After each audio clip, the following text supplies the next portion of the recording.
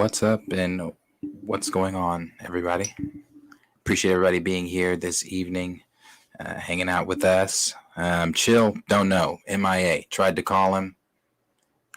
This stream was actually Chill's. Wanted to do this one, so we have no idea where Chill is, but I'm sure he'll be popping on here soon. Yeah, hopefully he will pop up soon, and we do see him.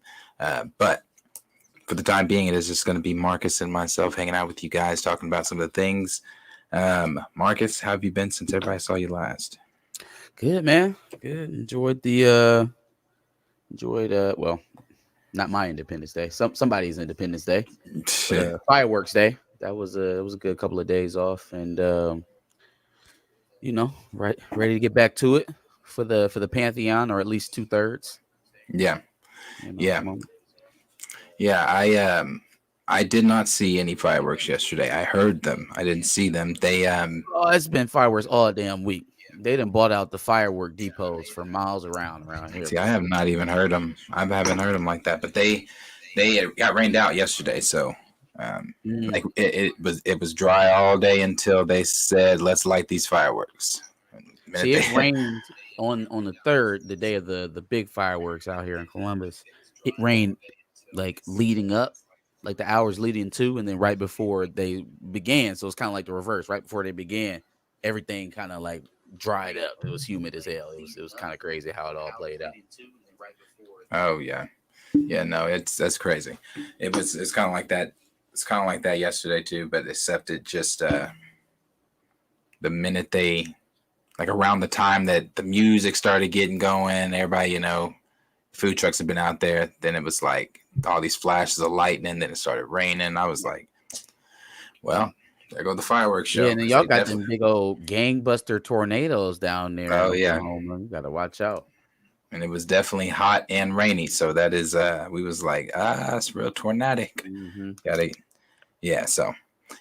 But other than that, had some good chicken from this food truck. This black lady, she had a personal pan peach cobbler you could take with you. That shit was fire. Yeah, so that was pretty good. But pan peach cobbler is a go for sure. Yeah. It was fire too. Like it was good to where like I was like, damn, who's making this chicken? Because like y'all got like it was some good chicken. It really was. But other than that, nothing new outside of that. Excited for the weekend though. Definitely excited for the weekend. Ready for the weekend for sure. I hate, for me, my weekend to me ends when it's 12 o'clock on Sunday. I'm like, damn, it's Monday. Especially coming off a long weekend, you like, damn, gotta get back to it. Yeah, and it's like the shit. It's like, man, long time before it ends. Unless something spectacular happens, a long time for that shit ends. But so we got today. We'll talk about. Let me pull up some of these. Pull up the Twitter. What up, Perp, Zang, Beto, Connoisseurs? What up, everybody in the chat? Appreciate all y'all being here. Throw us up some likes when you get some time. Appreciate you. Let me see. What was the first thing on there? Let's pull up. You want to do? Okay? So can we pull up Kendrick's video? That's the question. Because I started a stream. Play that joint on YouTube now. Can we? I don't know. I don't know if he's still feeling the love on the. I don't think so. I don't know. No, he's not. But you could probably, come to some still points. You probably run it forward and back. Okay. Like that. Okay. So I was no more champagne. What up? I started a stream the other day, with Not Like Us. Ended it with Not Like Us. Played the concert. Next thing I know, I'm waking up to your whole stream's fucking gone. I was like, oh shit. Like, yeah, relax, bro. We gave you plenty of time, dog. It's over with now. Relax. Yeah. Appreciate it, Ricardo. Okay. Yeah, man. That was a moment. I was out on a grill actually when it dropped. And Josh popped it in a group chat, and I was like, oh shit. Dropped the tongs, told the missus, I'm like, hey, come on, we're going to the big screen. Tap my son. It was like a legit family moment. We all sat there and watched the video together. It was crazy. I think it Yeah, got no, like 4 million views the first 3 hours. that's crazy. I don't know where it's at right now. Right now, it is sitting at 15.2. Oh no, that's the subscribers. It's sitting at like 20 mil. Yeesh. 20 mil. Crazy. But I think I can let it play without the sound. But Yeah, no, we definitely need this. Whatever this is, right? This is what lets me know that Kendrick's not going back inside for forever. Right? Like he, like he usually do us. But he gives us masterpieces when he comes back. That was the what was that? The Dark Lane demo. Give you some more breakdown. Running back like about 5 seconds or so. Yeah, okay, this is good. This is good. What song was it? What Drake diss was it? I think it was Push Ups. He was like, I know my picture on the wall when y'all cook up, right? mm-hmm.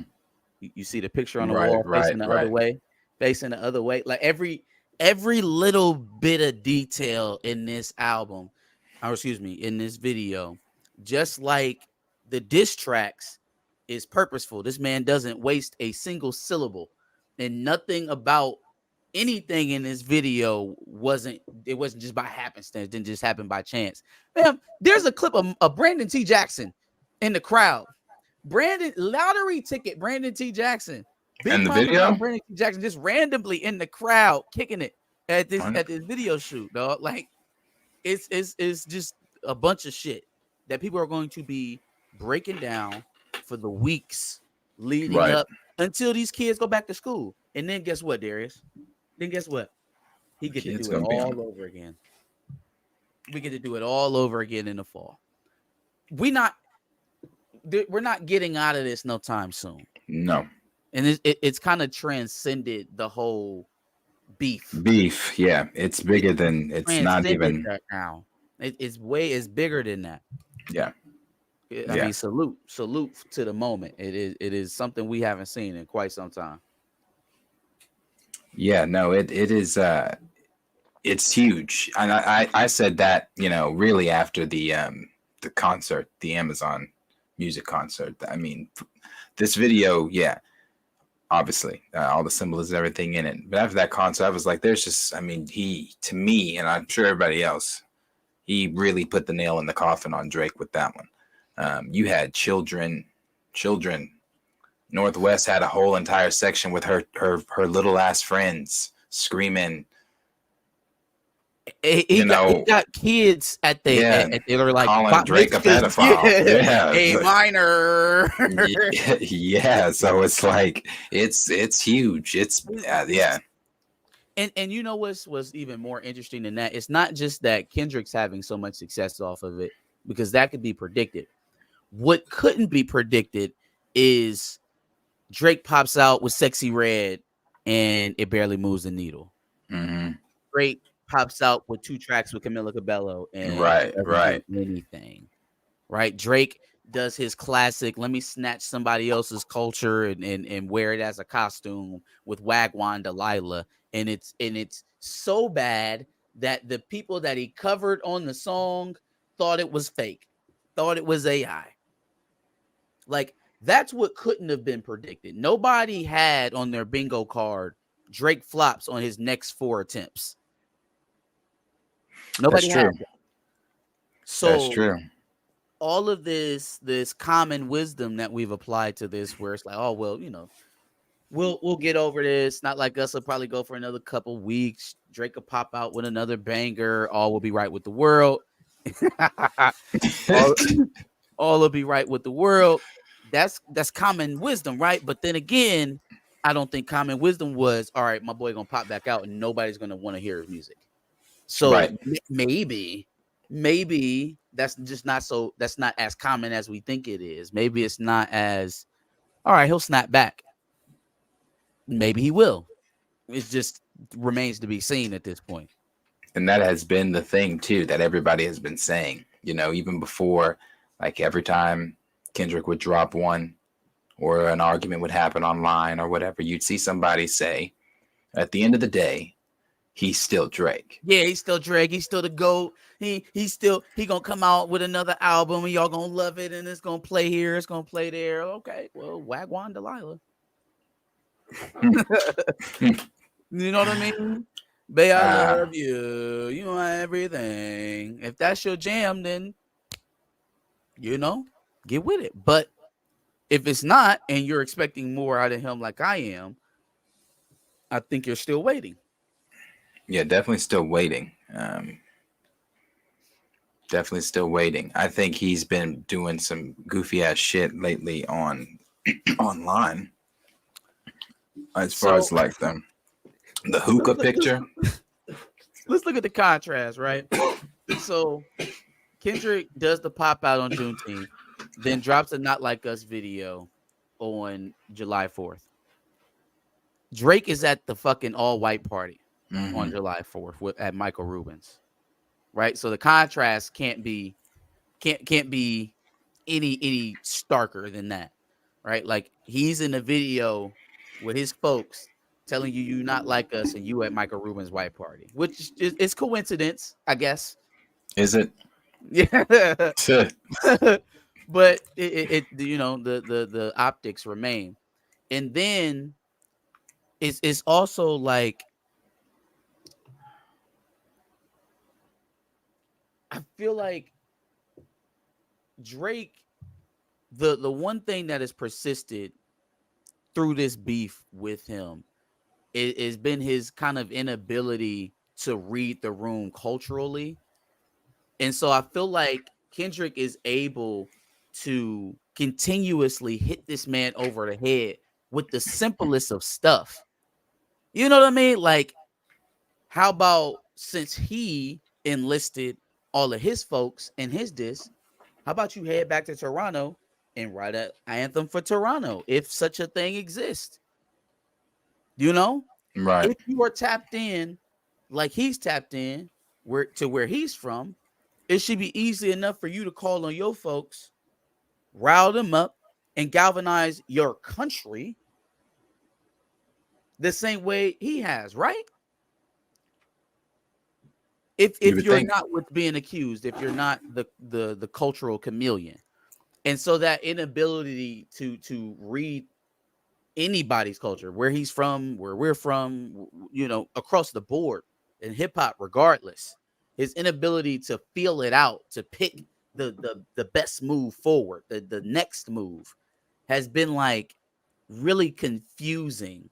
Like it's not confusing to the point where I guess I understand it because I understand who he is, kind of, at least publicly, his public persona. Mm-hmm. But it's really baffling that nobody, really, no one in that circle is either A, powerful enough to grab his ear and be like, hey, man, that ain't the move. Hey, that Zimmerman bar, that ain't it, King. Don't do that. The slave one, no. The rest of the song is heat. Take the slave joint out. Leave that alone. Hey, in this last diss track, kind of sounds like you're making a joke, a mockery of sexual assault victims. I feel like that's going to go wrong for us. Don't do that one. There's nobody in that camp that can say that to him or that even had the thought to say that to him. So, like, it just feels like a very, it's a pretty steep uphill battle for him to get right in this situation with Kendrick because he don't really know which way is up. He can't call it. He doesn't have anybody around him who can call it. Yeah. Another one is that Millie line. I remember when I first heard that. I remember when I first heard that, I said, ooh, I was like, I don't know that I would have said her name. Who said anything about Millie Bobby Brown? Yeah, I was like, I don't know that I would have said her name. Lord Jesus Christ. Yeah, no, he gave him the 1-2 on Juneteenth and the 3-4 on on July The 4th. He fourth. really gave him a biracial ass whooping. Is what he gave him. He gave him 2 Shit. Independence Days, and he hit him up with both. What up, Yeah. Marvelous? Yeah. What's up? What's up? Yeah. No.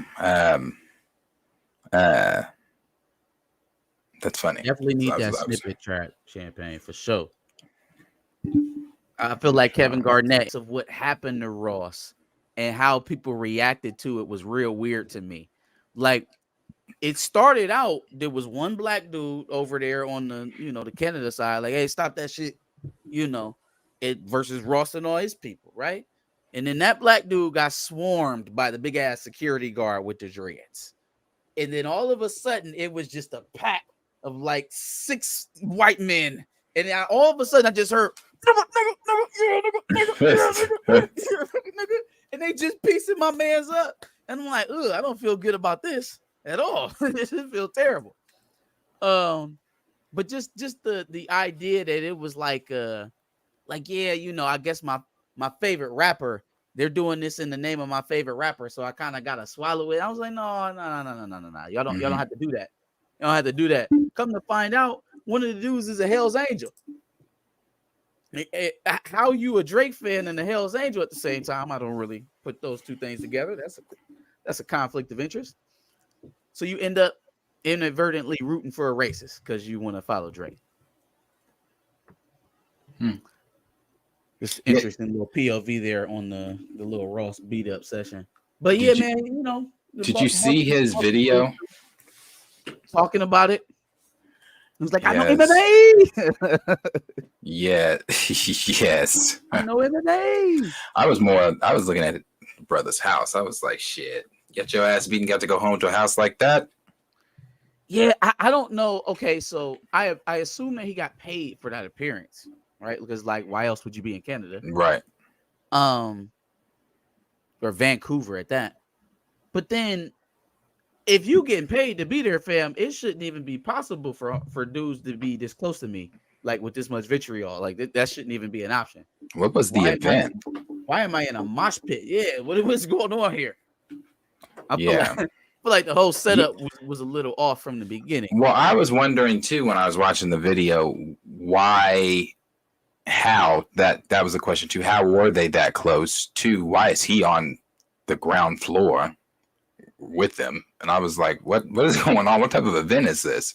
I don't know where he was at or what he had going on. I'm sure. Oh, it was at a festival. I'm sure he probably thought like, yeah, I'm gonna play this joint. I'm gonna vibe out, and we gonna get out of here. I don't know. Okay, so do you think that these were just some random individuals who were, that big of Drake fans that they felt like? Man, are there people going around Vancouver like, Ross is gonna be here, we about to fuck him up on some shit he said over Drake, then that's pretty outlandishly crazy. But then are they paid? Not saying who they're paid by, but do you think they were paid? Well, was Drake's shooting real? Fam, we haven't heard nothing about that shooting. We ain't heard a single thing about that shooting since it happened. That's why I'm like, a whole bunch of sketchy shit that came out in the onset of that shooting. It was like, oh yeah, one of the bodyguards got hit and taken to the hospital, and then we searched the security company that he works for, and it turns out it's a shell company for a fucking OVO, and the only employee is Baca. I was like, what is going on right here in the embassy? What is happening? Yeah, I don't know. Maybe that's a good question. Were they paid? Drake liked it. Like a very outlandish situation to just find yourself in. Like, yeah, I'm gonna just, me and my homies gonna fight Rick Ross. Yeah.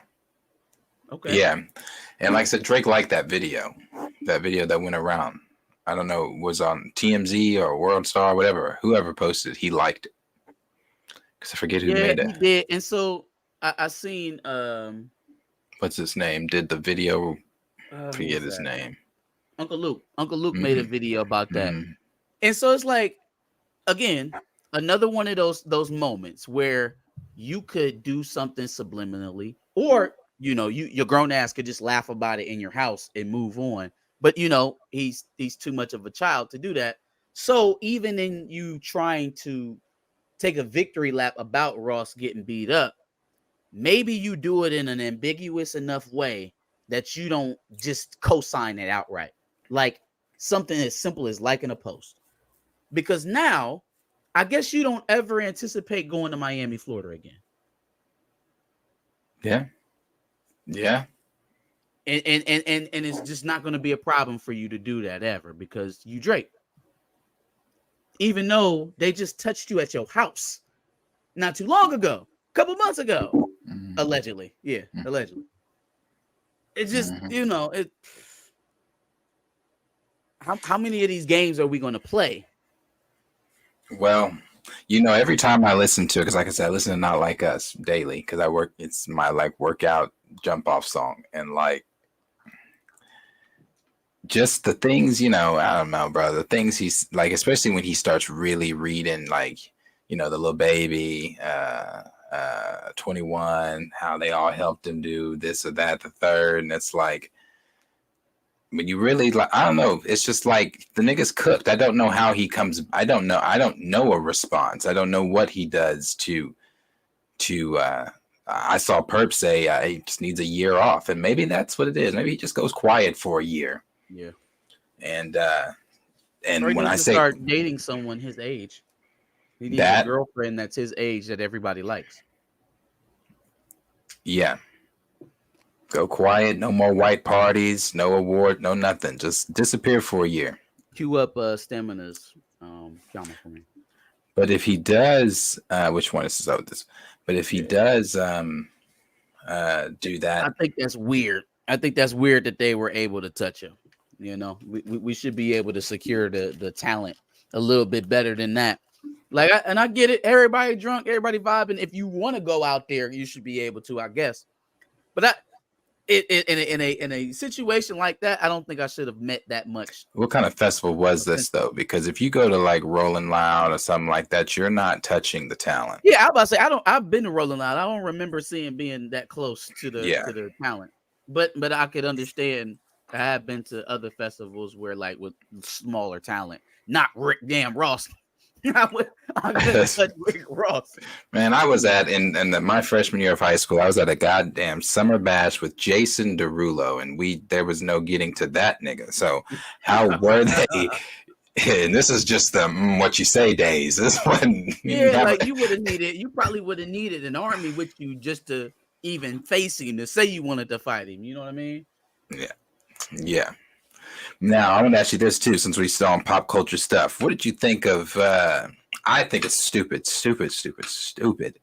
The Keith Lee shit with Taraji at the whack-ass BET Awards. Listen, man, I think that is a case of hurt feelings all around. Like, everybody was just butthurt. Like, I hear Keith Lee trying to explain it away and give some profound response. Bro, you made the post.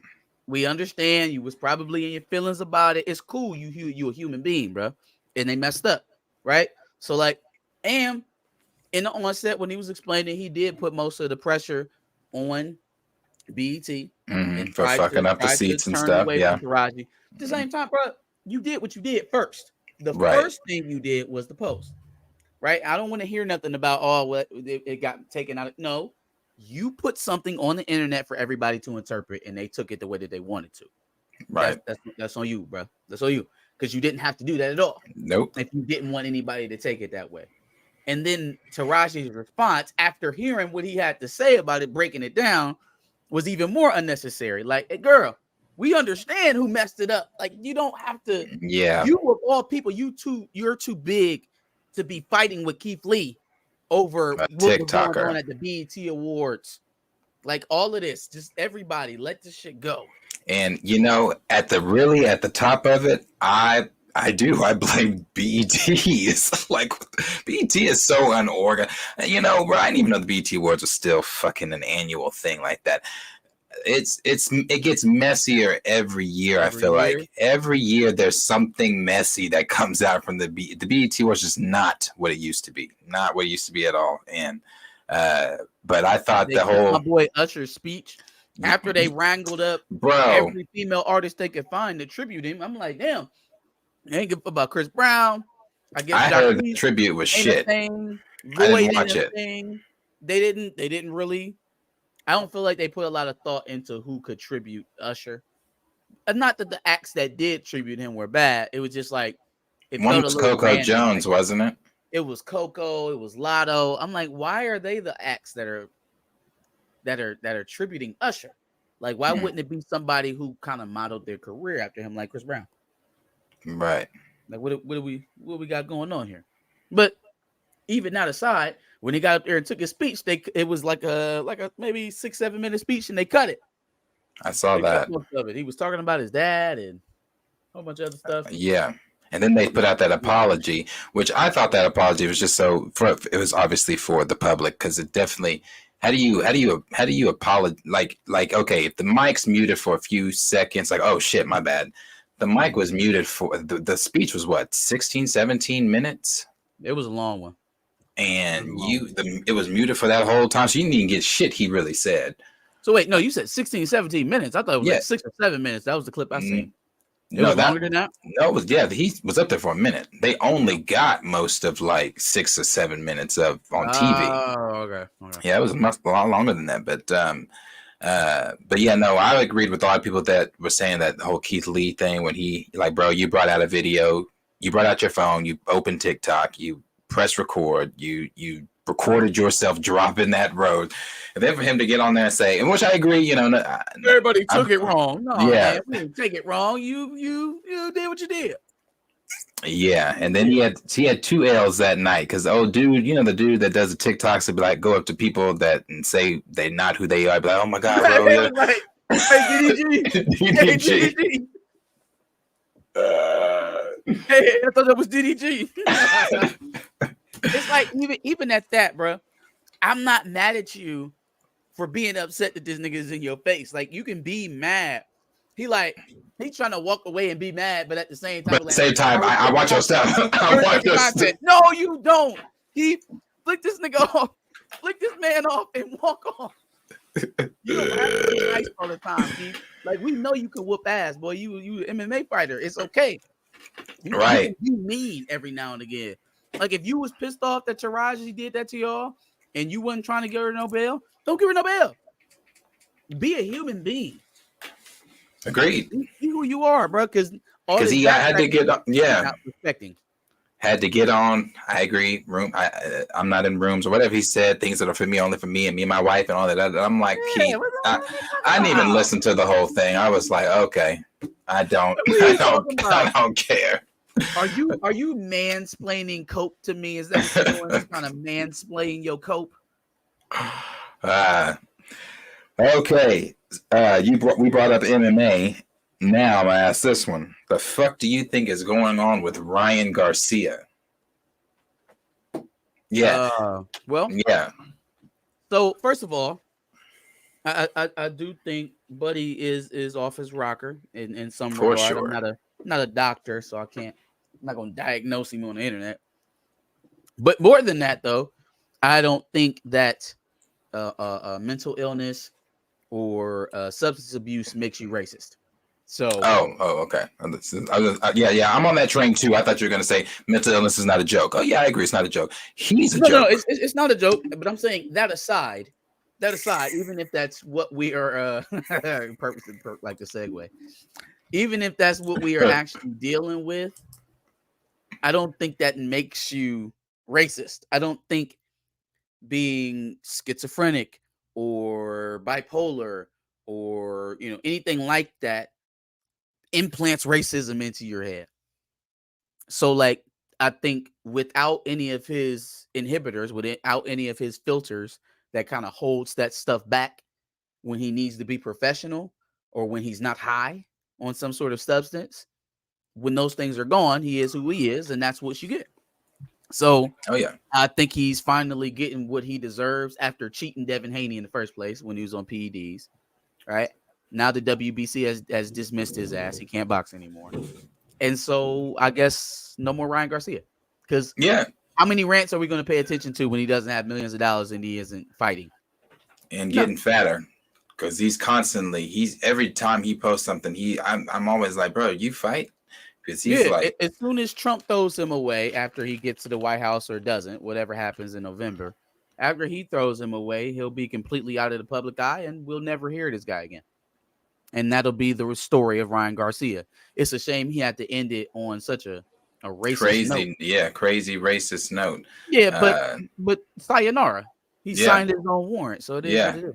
Yeah, no, I agree. The last little crazy binge he went on Instagram when he was posting all those pictures, I got into not really an argument, just going back and forth with some dude under his, because I commented, which I normally never comment on, shit like that on Instagram, but he had posted his 17th picture of the and within a span of 60 seconds, and I was like, I said, what is it? Is it coke? What's going on? Like, so because I'm trying to figure out.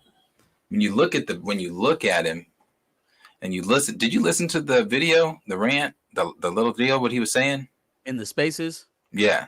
Yeah, I heard it. Yeah, that shit. I was just like, it doesn't even. And then posted that picture. Who was that he posted a picture with? No, oh no, I saw the tweet. I didn't see a picture after that. I saw with the girl. Tweet. I love black people. He posted with some black girl. Oh, I have no idea. I don't know. But Ryan Garcia, sayonara, as you said. He's gone. He's out. He can't box anymore. So without his boxing, he has no persona. And look what it all amounted to. You had a great fight versus David Haney that you essentially cheated to get there. And then you couldn't even win the title off of it because you were overweight. And then we find out you're on PEDs, and then now you're never going to box again. So, yep. I agree with no more champagne. To get your M word off. Now you can say it all you want. Say it all you want, bro. You will be in an employment line here in a second. I was about to say broken saying it because what else can he do besides? That's what I was gonna say. There's nothing else. There's nowhere else he goes. There's nothing else. He could go the podcast route. Who's gonna sit around and actually listen to it though? Who's gonna listen to an incoherent drug addict? Well, there's an audience. And it's not online. Let me show you. Just like anything else, it has to be cultivated. It has to be worked at. It takes a responsible individual to grow a platform. Is that Ryan Garcia? Hell no. So, right, I agree. Let me show you this too. We're just gonna stay in some of the pop culture stuff right now. Just stuff going on. Now, this is something that I ran across on TikTok. I was scrolling on TikTok the other day. Blood tests don't lie, Ricardo. And hold on, here it is. I was scrolling on TikTok the other day, and I'm like, so I'm watching this. Let me pull this up actually. How do you add? Oh, I see. So I'm watching this the other day on TikTok. This girl here, bro. So she lived. Okay, so I'm watching this video on TikTok, and I didn't even know the video I'm watching was happening in Oklahoma, but it starts with it's a police body cam, right? And I honestly I could just show you the body cam because shit's fucking nutty. She's a nurse and she lives in Tulsa because I thought I heard her say Owasso, which is a suburb of Tulsa. I thought I heard, but it's kind of muffled. I was like, did she say what I thought she said? And then when they panned to the police car, it said Tulsa on it. I was like, shut the fuck up. This is up the street. And so she let me log in real quick. Okay, Darius. I don't know who the fuck that is. Let me I think it's with this one. I think. Oh shit, I don't know.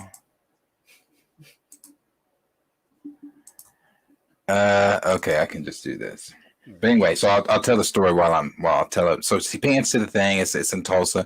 She's a nurse, right? So she got off at 9:30 that morning. She goes to a casino with her newborn baby that has to be fed through a tube, and she leaves that child in the car from 9:30 until 3 p.m. And she wasn't coming out. She wasn't coming out. The only reason she came out is because the police, were. Exactly. She was in there with them for a long ass time, bro. I was like, what? Casino? At the casino. And then came outside. Hold on, you gotta see it. I was my jaw. My jaw was on the ground. I was like, this is loony. This is not real. Yes, this one right here. And let me see. Okay, scroll. There she goes, right there. Can y'all hear that? Is it playing? Nah, can't hear anything. Or I can't. Maybe they can. Can you guys hear that? But I want you to hear it too. That's crazy. Hold on. Let me fix the sound really quick.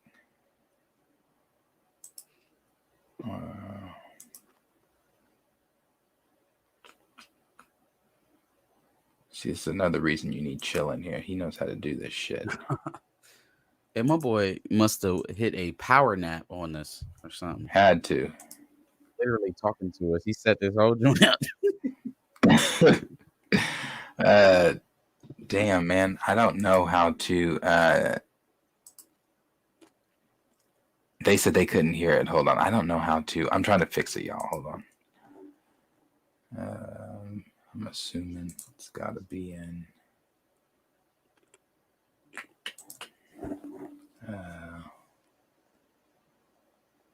Man. I'm the worst person to see because this is just my mic. That ain't got shit to do with. So. Wait. Well, damn, I wish I could hear it. Maybe it's something to do down here. Hold on.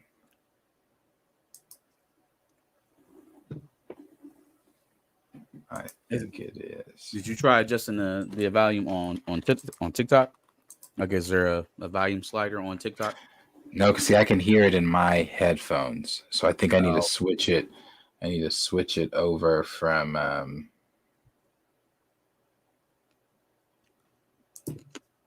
Okay, here we go. So I need to put it on. Out of my headphones. Yeah, who did Camila Cabello call a nappy-headed Negro or something like that? Who did she call? Who? She called some woman. I don't remember who it was. Called her a nappy-headed Negro. And I don't. Oh, Naomi. Ah, yeah. Yep. Who was a part of the group back in the day. Yeah, I don't know. It's not letting me do that at all. But I hate that y'all can't hear this shit. But he asked her why she's leaving the baby in the car. Is that the volume right there? This? Yeah. Yeah, but that just turns it up in my ear. I don't know why y'all can't fucking hear that. Yeah, it's like I don't know. Her bail money. Yeah, because she's like I said, she's the kid okay? The kid was okay. She left the car running. The car was running for hours. She left the car running. Cash. She got bread. First of all, what you got to think about the calculus here? Okay, so boom, it looks like she's coming from work. Like she got to be like a nurse or she's a nurse. She clocked out. Went straight to casino. She's a nurse. Clocked out straight to the casino. Okay, so that's first of all, and you got the kid, right? So, boom, I'm off of work. I got my kid. I'm gonna leave the car running, and you said from 9 to 3, 10, 11, 12, 1, 2, 3, 6 hours. She left the car running. You left the 6 hours. For 6 hours. 6 hours, and then lied to the police. You didn't even. Told the police officer, because when she first came out, he was like, "What are you doing? You know, how long you been in there?" She's like, "I've been in there for 20 minutes. I'm looking for his dad. Oh shit! Then she changed the story and said her and the dad were switching off. Like she would watch it, that he would go in, that she would go in. They played the camera back. Said nobody's touched this car since 9:30 this morning. Holy shit!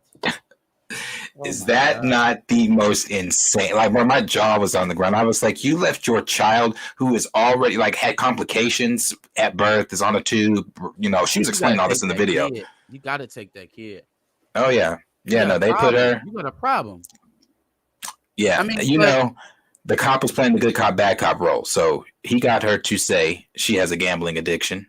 Duh. Yeah, yeah, for sure. You're definitely addicted. Like I always kind of like side eye to people who like leave straight from work and go to the casino, like because you know damn well, you know. Hell yeah. Well. But then on top of that, you adding your kid to it in any regard, even taking your kid to the casino with you is an issue. So it's like the way she came out. What are you even talking about? Yeah, man. she came out like she was just about to drive off or something. Like, yo. Like there wasn't shit wrong. My thing is, bro, that's crazy. It's crazy. They ended up arresting her, obviously. Yeah, but it was jail. It was just crazy. I was like, that's loony. I opened Instagram and she was on the front page. So anyway, I opened that because she's here. So I guess because this happened last month. So she says Tulsa police arrested a woman, Darcy Yeager, for child neglect after she left a 16-month-old her 16-month-old son alone in a car for over 5 hours while she was inside a casino. Jesus Christ. So and they got the videos. So she is she went in. She went in for sure. And she was saying, please, no, I'm a good person. I'm a nurse. What do you mean? Yeah, yeah. And I agree with this comment. The officers, if you watch the video, they were very professional because he was calm as shit with her. Yeah, I don't know if I would. Especially with it, I don't know if I would have been able to been calm either because the way, especially the questions and the way she was acting, ditzy as fuck. Like, well, I wasn't in there that long. I was like, yeah, you got to turn it on now. I'm not seeing some shit. Yeah, I'm like, no, baby girl, you might have to get, because there's no way you should let that kid in the car. So pretty crazy, but unless there's anything else going on like outside of movie news, I think we will have an arrival soon. So. From Chill. Play it. Yeah, maybe we can slow play it into the movie news and drag that out so we can comment on that. Did he message you back? Yeah. Yep. Oh, okay. All right. Yeah, we can slow play a little bit. Let me see if there's something else on this. Here's something. I can't play it because you're not gonna be able to hear it. But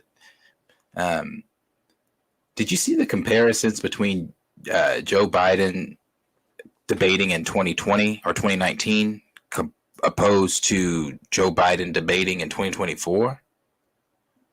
That video is scary. Side by side. Oh no, brother. You need to watch that. That shit is he like, bro. If that was the Joe today, there's no question. Like that's my vote because he was strong as fuck. I mean, he's my vote, of course, going against 45. That's the only damn option. But it's like he was so strong. His voice was so strong. He was like, bop, bop, bop, hitting them. Then they played that shit where he's Medicare. I said, oh, shit. Where the fuck have you been? Hey, man. What the fuck? I'll let you know. What the fuck? My bad. We've been on this shit for 50 minutes. So, like, something happened. And it's not a good reason. There's a reason, but I'll let you know later. Okay. I got you. But so if you're gonna make jokes, I deserve it. No, I reserve. Okay. But yeah, no. That should. You look at that side by side. I was telling him to look at the side by side of Joe Biden from 2019 debate opposing to Medicare, and it's just it's crazy. Oh man, it's just funny. Chill, you know how to pull. You can pull up. You have the audio on your side. I don't know how to make that play audio. Oh yeah, not like us music video. No, we well past that, brother. Yeah, you know what? It's probably best because we already know the words to the songs, right? So like, we didn't need to hear the audio. So what am I putting up then on my YouTube? Oh channel? No, just nothing now. Just if we do, let's Okay. What else did you do? Did you do the Dragon Ball Z theme park? Did you do Supacell? No, we haven't done those yet. So we'll let you pull up the Dragon Ball Z theme park first. Okay, cool. Because I didn't see this yet. This is a reaction for myself as well. I just thought, we all care about Dragon Ball Z. So let me go to the group chat, scroll up before all the other stuff we talk about in the group chat.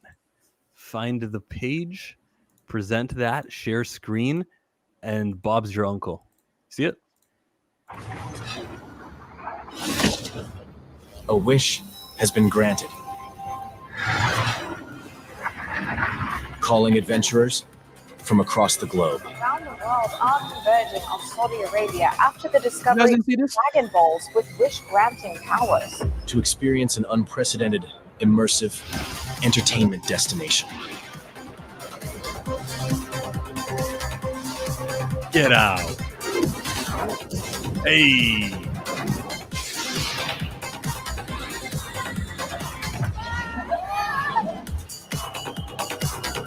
Here, fantasy and thrills collide. Play a part in the epic sagas coming to Saudi Arabia in the first city. Saudi Arabia? You know any other places who could afford a theme park of this caliber? It'd have to be. Oil money. That's crazy. You don't remember us talking about this a couple months ago? Did we? No. On the other show, Back of the Bus. On Back of the Bus. Yeah, no. My only trepidation was that I had to go to Saudi Arabia to get in there, man. I just don't know. I don't know. Plus, there's got to be a pricey ticket, regardless of whatever the ticket is to get into the park. I have to take a 16-hour flight to Saudi Arabia. I'm a very big skeptic on where I go with places like, not just outside of the States. Hell, I don't even want to get in the ocean, let alone. So I don't know. I'm very weird about leaving the country and going to places like that. See, the interesting thing about Saudi Arabia, even they're using the WWE, they're using soccer, football, golf. That's the next biggest one.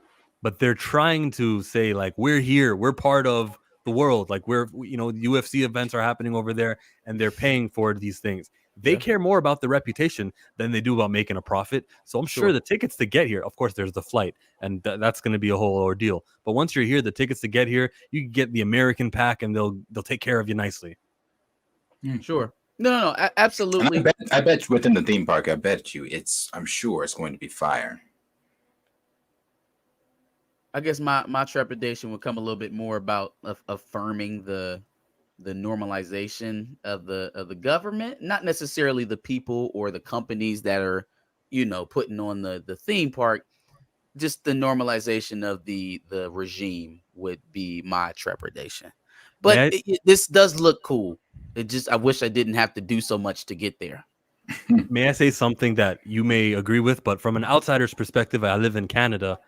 I think about America the same way, as these bullies, as these. I could see how you could see that, absolutely. And so, but the thing is, it's United States have their businesses, which is doing this. Right. This is directly like tied to the government, which I guess that's the little piece that makes what Marcus says more viable, more like I believe.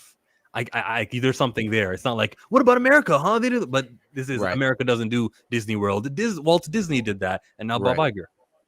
Shit, if anything, at this point, Disney is in complete disarray with their government, at least their local government at the moment. So, yeah, it is that kind of weird tie where, like, even if now with PGA caving to Live Golf, like even if you didn't want to, as a golf fan, support, what are you supposed to do? Just never watch golf again? So it's just kind of, it is what it is at this point. Yeah, I know 2 people who should never watch golf again, arguing over who's got the best 8 handicap. Who's that? Biden and Trump at the end of the debate. Oh yeah. Arguing over. What am I looking at here? Is this a visual effect that makes it look like you're shooting a Kamehameha? Just hold this thing in your hand. It's fire. So, like in my mind, the way that they set this whole thing up, I think a decent part of the park is going to be virtual reality. Because if you look back throughout the clips, a lot of the times people have the glasses on. So maybe all of this isn't practical setup, but a lot of green screen technology to make it come through on the glasses. Yeah. See, I've never been to Disney World, but is that not what makes Disney World magical? When you step into these setups. Yeah, like when you step into Batu, you feel like you're in Star Wars. I was 5 years old when I went to Disney. I barely even remember it. I remember the plane ride. I thought you were gonna say you remember. Never mind. I thought there was more. No, I don't remember anything. Literally the plane ride. That's what I remember. Oh shit! I've never been to Disney. I want to go. My producer Henry, they got family passes, so they go like that's once dope. a year. Yeah, that's once dope. he's done that ever since we were kids. Sure. You see this roller coaster here? The dragon spine. That's the roller dope. Coaster. That's dope. But they're coasting on the blue parts of this structure. Yeah, if that was part of the they would probably die. That's dope. Yeah. Got the Japanese boy in there too. Just never forgetting the roots. Man, I got on this ride at the little county fair a couple weeks ago. I had been on a ride in a minute. That shit, man. You gotta watch the fair rides. Shit had my stuff. I was like, oh no. Yeah, I only on the fair ones. I will only get on the rides that I feel like is a safe falling distance. Like worst comes to worst, if I hit the ground from this distance, am I okay? And that's my issue with county fair rides. And I was thinking that not the first ride we were on, if the fall is still in a safe distance, but the second ride, it was one of those ones where it was like spinning you and taking you like up like this, but you were spinning. And I just kept thinking to myself, if this thing detaches, which way are we? Are we shooting to the highway? Are we shooting? I used to love the swings. I loved riding the swings when I was a kid, but now I'm just like, yo, dog, it is over. Oh no! It's just you're done. You're done. No chance. I'm done with roller coasters. I've done them. When you're finally tall enough, hooray! So you did it. Now I just think that way too, because those drop rides, those swing rides, what's the point? What's the point of it being in any of them? I've been scared. I've experienced the thrill. Check. Well, I'll do it at like a Cedar Point where I know the I was gonna say a theme park constantly shut down and checked for maintenance and stuff like that. But if you rolling into my town every 6 months or so, I can't. I'm not gonna do it. I got you're taking the ride down in 2 hours. Y'all gotta head to the next city. I'm your last ride. I don't know. Go, but anything beyond that, I just don't know anymore. Yeah, no, that's funny. That's funny. What do you guys think of the set photos from SuperMan? Guy Gardner. I'm continuing to love SuperMan. I did not love Guy Gardner's. I did. And then Hot Girl, it's such a downgrade. After I saw the side by side from Black Adam, I was like, oh shit, that really is a downgrade. Right? And why is everybody in leather? Why is everyone in leather? Why is everyone in leather? Why are we all wearing biker suits? Yeah, it's weird. It's like the Justice League Terrifics. Yeah, it is weird. I did like the video though of Supes coming down with everybody out of the sky and all the kids, and he's picking up the kids. I was like, I kind of love the kids. It's like I like that. I was like, I like that one. Like literally, is that the Smallville Hawk guy? The Hawk Girl? That's a terrible. But the way Nathan Fillion looks with that, I mean, I know that's Guy Gardner's hair and everything, but that looks awful. What did they do to him? That looks awful. They want you to know that this is a Green Lantern, but the Green Lantern we're using is going to be on the TV show, so you'll be wowed with that costume. Hey, I don't know if you're being cheeky, but that has to be what's going on here because Jesus H. Christ. I mean, and is it because it's Guy? I mean, it's not the gag. Guy gets the shit. Guy is not loved by everyone. Yeah, probably that has to do with it too. His nature, his personality in this costume reflects that. Yeah, and I kept thinking, looking at this, they're gonna tighten it up in post. They're gonna tighten it up in post. They're gonna tighten it up. Everybody looks loose. That is one consistent critique, even with Mr. Terrific. Nothing is fitted like these people have been working out, like they have been working out for the months that they've been putting in, trying to get ready for these roles. It's really not being flattering to the work that they put in. I said that about Guy. I forget Eddie. What's Eddie's last name that plays Mr. Terrific? Forget his last name. That Eddie Gathegi. Yes. I said from the beginning, is he going to be able to put on the weight? Because I've seen him with weight put on, but it's still not that terrific weight. I mean, again, it all comes. It still looks good. His face looks good. I like the suit, but it all comes through in how we're creating the costumes, right? If we're trying to get close to what you have up on the screen to the left, we've got to be tapered a little bit more. The opening to the jacket has got to be a little bit more prominent. Yeah, the collar. Some of that personal training that he paid for to get ready for this damn role. Did you guys hear about what Drake said about this costume? Because he had a critique too. Remember, he's an actor. He said there's not enough face paint. I said completely black, huh? Yeah. The even with Hawk Girl, like, come on, man, show me some bicep. Like, I get it. Everybody's clearly going with the biker game theme, but like, let's those sleeves and show the guns. You know, the left. I mean, if you don't want to do the ab things or the bralette, I'm down with that, but. At least like, bro, why not? I get the argument. I hear it. You wouldn't want to. I hear it. I would go with accurate. I would go with accurate because that's badass, bro. Like when they I'm not. That's just badass. I'm sorry. The comic accurate from their home world. That's what they look like. Like they're not going to be wearing this shit that she got on. Yes, Ricardo. Yes, and it's not even like on a just sexualizing a woman type of level. Like just badass. Like Wonder Woman's costume is fucking badass. Oh yeah, I was about to say so Gal Gadot can be half naked. Yeah, but the Hawkeye gotta be all hemmed up. She looks good. She does. I mean, I feel like it's not hard to get Lois.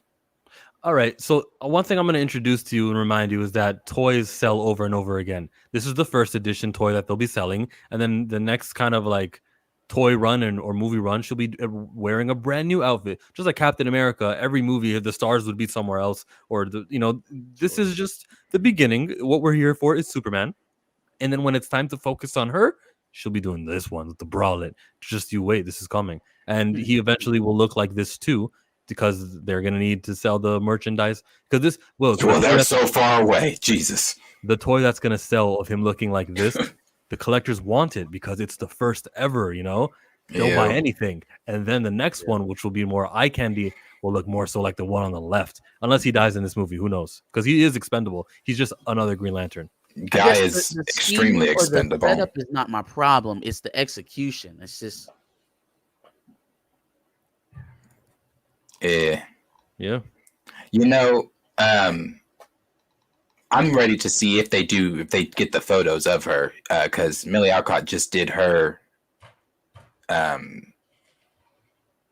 shots as Kara. So I'm wanting to see what her suit's going to look like. What is she going to look like as Kara? It's supposed to be a post-credit scene. I don't think she's in the film until the end. But she did hers. She was in Ohio with everybody else a few days ago and filmed her scene. So we have not seen Nicholas Hoult as Lex yet, huh? Yeah, no, I haven't seen it yet. We haven't seen Lex yet. But I'm still excited. And we're supposed to be getting some kind of talks at SDCC. I know they're going to be talking about Brave and the Bold, and that was one of the ones I was the most excited about on that list. Yeah, I don't think I want to hear about Brave and the Bold when there's still a Robert Pattinson one to come out. Oh, well, but they said that's we're separate. We're going to be doing that infinitely. As long as James Gunn is running the show and he's set this course that we're on, there's always going to be a time where we want to hear about the other Batman. Because when you want to hear about Brave and the Bold, you're going to be hearing about Pattinson. Yeah, right? Yeah. So it's always going to be that as long as they have these two separate Batman entities going on. So do you think that stops? I don't know. I mean, I know Reeves said that he wants it his way and that Gunn and Safran are going to respect that. But they did ask, and I believe they've asked multiple times. At the end of the day, when does Gunn just put down that hammer? On Batman. See, that's my thing with James Gunn. I don't think it was so much of, we really respected Matt Reeves. It was, he wouldn't conform. Batman is too popular to axe. So we're going to let him exist over there in his playground, and we're going to do what we do over here. Why wouldn't you give him carte blanche over Batman in your universe if you're not, just trying to put your fingers in each and everything that's going on? It depends on the contract situation with Robert Pattinson. He is already an expensive actor, and to get someone like that who's got like choices, who's not going to commit to playing Batman for 10 straight years, doesn't want to be typecast or whatever it is. I think that has a lot to do with it. I think the week that they got James Gunn must have been 7 days after they finalized ink to make the Batman 2 final. And then it's like, oh yeah, well, we kind of agreed to this thing over here that's already happening. Well, and then James Gunn's gotta leave it at Batman 2 then. Like you have to stun it there. Like you can't let it go on beyond that. Otherwise, you're completely not splintering the fan base, because I think you can like both. You can. But the attention span, right? Like we're not going to get up to the heights that we need to make Batman the $1 billion franchise if we have to do it twice every 5 years. Would you say that the enemy it's not going to be as big? Yeah. So I make the argument often when it comes to race, but I talk about too much is diluting and takes away from the specialness of and the impact of. And you're kind of talking about the same thing. Just the more Batman that there is, the less impactful it's going to hit. The distinction there would be race and then dilution of a single character. I see where we differ, Marcus. Yeah. And I'm not gonna put words in your mouth, but I do have something coming for you specifically. You're gonna give me an L after I launch that video. Bring it out, Mr. Darius. No, I was just I was going to say the same thing Sam and I had said. We know the reason Matt Reeves didn't want him in that universe is because he had said that he wanted his Batman to be realistic, and that just doesn't fit in his plans. I mean, if we're to believe the rumors, if Clayface vigilante, like come on, that man. too, on, yeah. Reeves. But he's saying for the next film, the villain is either going to be. We've heard two different things. One is Clayface. There's more stronger claims on the Clayface one, but the other was Mr. Freeze, and he is taking realistic approaches with both. This Mr. Freeze is not going to be the gun freeze gun I free. It's going to be he freezes his victims or something like that, and then this Clayface deal is going to be where he actually takes the faces of his victims, and it's weird. It's weird serial killer stuff. I think he's drunk on his own success. Riddler with the first one that big of a Riddler wasn't that big of a villain to where if you take creative liberties, people are going to notice off time, right? If you pop in with Mr. Freeze and make him Jack the Ripper, and only he just puts him in a freezer when he's done, I don't think Batman fans are going to fall in love with that the way that they fell in love with the darker tone and how his iteration of Riddler was a little bit different, right? Like I don't think it's going to be seamless. I think he thinks, oh well, look how well Joker did. Look how well my Batman did. Yeah, I can do practical takes on all these villains. Okay, all right. But what do you think about his take with the Joker so far? Joker's supposed to make appearances in all of his films. He's supposed to be the big bad in the last one. You talking about Keanu Reeves? Oh, excuse me, Joaquin Phoenix? No, Barry Keoghan. Supposed to be in Matt Reeves? No, Barry Keoghan. Barry Keoghan. The deleted scene that didn't make it in, but he was still at the end of the film laughing, but you didn't see him. Oh, yeah. Again, the face. Are we going to be doing another Joker? Is it going to be his Joker for the Matt Reeves Batman, or is it going to be Joaquin Phoenix? It's not Joaquin Phoenix's Batman. It's not Joaquin Phoenix's Batman for Pattinson. Right. So we're going to have a brand new Joker in Matt Reeves' universe to add for the crescendo of that storyline. Is that what you're telling me? But there. Oh. Jesus. Wow. Yeah. I mean, two appearances in Joker. Okay. Yeah. Yeah, that's him. That's him. That looks crazy. And his Joker is based off the New 52. Let me see. The New 52, where they had like 3 Jokers. Yes, where he, was doing all the weird shit with his face, and this is going to be an issue, guys. This is going to be an issue. You think so? I'm telling. I said this at the beginning. People's attention spans are not that long. They're not going to. It would be something different if you were using different characters in different universes. If you're asking them to keep completely in line, which Joker belongs to what Batman belongs to what universe, and what did this at what time. If you're asking them to catalog that specifically, it's not going to work out. I think the only place where that works is in their animated universe. By the way, I seen that the trailer for that. They have like an anime Crusade, movie coming out. Batman. The anime movie. Yes, that looked good. That looked good. That looked good. And I'm not even an anime fan. Risk on stuff like that and do shit like that. But in any case, Marvel's got to catch up with them on animation first, for sure. But that's the only place where this type of stuff works. You can't do that on the silver screen in movies. I don't think it holds up that well, because you are actively diluting a singular character with multiple iterations. What happens if Matt Reeves' Joker sucks, and then people attribute that to the Joker brand overall, and now they don't want to go see the next Joker movie that's with Joaquin Phoenix, even though it's completely different production. People are not sharp enough, at least the normie fan, to keep that stuff in mind when they're going to choose the next movie they go to. So if they see one Joker iteration that sucks, it will adversely affect the next iteration they see, even though it could be a completely different production. Yeah, I agree. Yeah, I agree. A rising tide lifts all boats, but also, the opposite. Yep. Into the Jokerverse. Into the Jokerverse is crazy. Ready for the Supercell trailer? Because I watched an episode of this show so far, 2 of them, and I liked it. And it's got to do loosely with sickle cell anemia. The sickness that runs rampant in our community. 2 of my cousins have sickle cell. Yes, might as well. Somebody from Biggie's group had it too. It was the Tupac shot him out and hit him up. It was who was it? Because it's not funny. What did Pac?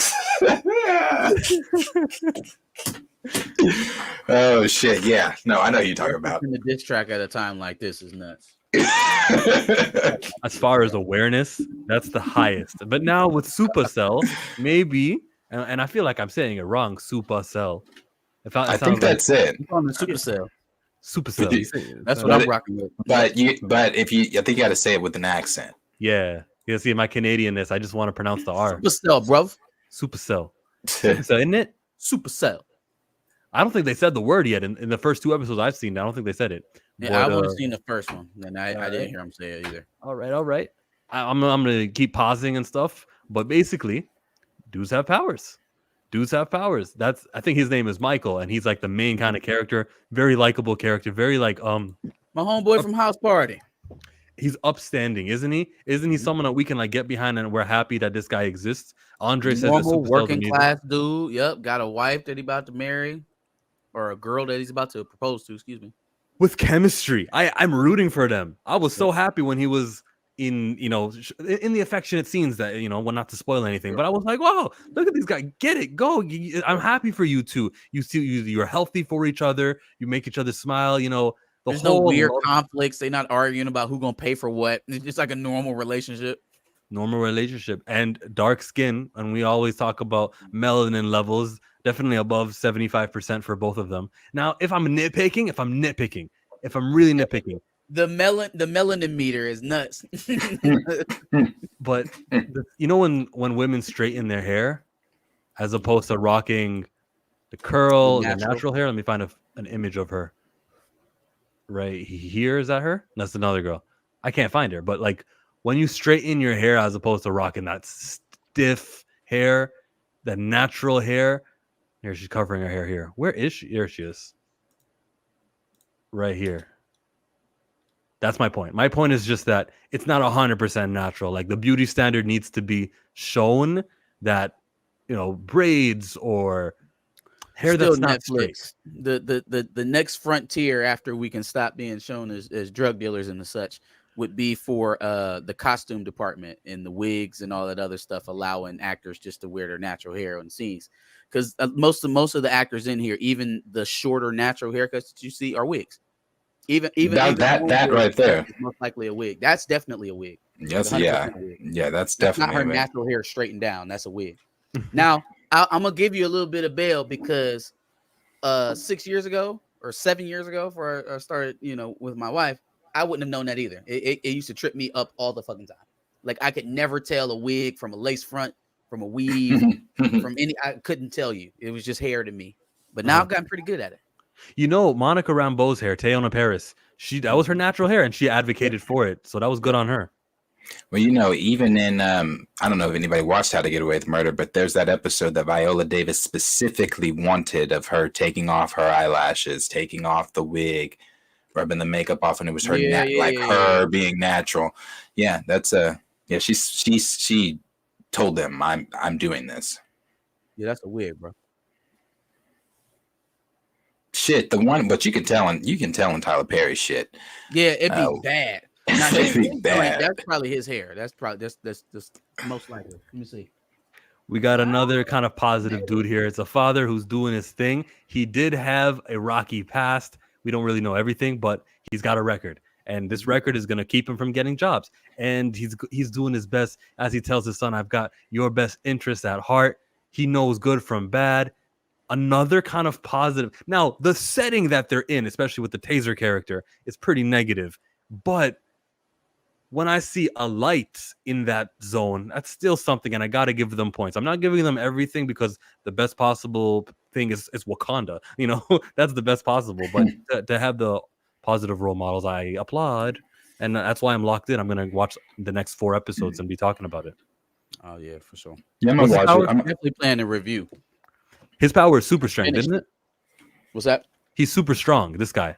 Yeah, he has strength. This dude has strength. On a Netflix budget, some of the things and tricks that they're doing, some of them are expensive. I'm sure getting someone's eyes to glow orangey is going to cost a little bit of money in the special effects department. But things like speed, man, all you got to do is shoot the guy and then run that in ×2 speed. Maybe add a little fog. When they're thinking about powers like time travel, all you gotta do is pause. Hey, actor, get off the set. Boom, he's disappeared. Where did he go? Oh my god! And then he's just in another setting. It's ineffective. Some of these powers can be done on a budget, not telekinesis. Telekinesis is gonna take some tricks. Yeah, I think that for productions like this, like I imagine all episodes included, they probably spend less than $100 million on this. So I'm giving them a discount on some of the effects. I'm definitely giving them a discount on some of the effects. And so far, at least from what I've seen, it hasn't really. We're probably somewhere in between Agents of S.H.I.E.L.D. and CW. Like we're beyond CW, but we haven't reached peak Agents of S.H.I.E.L.D. Oh no. So that it's an acceptable level of discourse as long as the dialogue is good, which has been pretty good, pretty tight, and the story is intriguing, which check. If those 2 things check boxes, I will give you a discount on the special effects, being as that you don't have a Marvel type budget. I think the backdrop that you were talking about, the kind of social setting that's maybe not as positive, is just that. It's a backdrop and it's not treated as the main topic like you see in a lot of other projects. So it makes it a little bit more acceptable, especially when the main figure from that world or from that environment that we see in the show, what's his name? Taser's the main guy. Okay. Seems to have a upward trajectory that we can even see from the onset if you're paying attention to the character. Like, he's not going to end up in the same place he starts. You can kind of feel that if you pay attention to character arcs, right? Where are you on that? Are you on episode 1, 2, 3? I'm on episode 1, and I've already seen what the play is. So I don't necessarily fault them for this part of it, because, like, again, it's not the main dish. This is a side. And if you're going to have this as just kind of the social backdrop of the area that you're shooting in, right, the setting, it's acceptable because it's not going to be the main character. It's not going to be the thing that we're continuously thrown in our face the entire time. I understood this reference because The Good Times Netflix is executively produced by Stephen Curry. Yeah. Did Darius just pull out his headphones when I said that? Yeah, we insulted Stephen Curry, sir. You better accept it. Hey, man, y'all better get off Wardell. Just putting your money on stuff and not paying attention to what was being made in your name. He deserves that vitriol. Get off of Wardell. So here's the one scene I guys know. I mean, this is a spoiler, but just so that Perp can hear what I'm trying to say. She's about to use telekinesis on this guy and throw him against, throw him away. So I'll put it in slow-mo. Look. There. This is special effects. Then this is just him launching himself. Mm-hmm. And they just kind of change the angle there. You can't see the wire, but you can see him pulling his shirt. Right?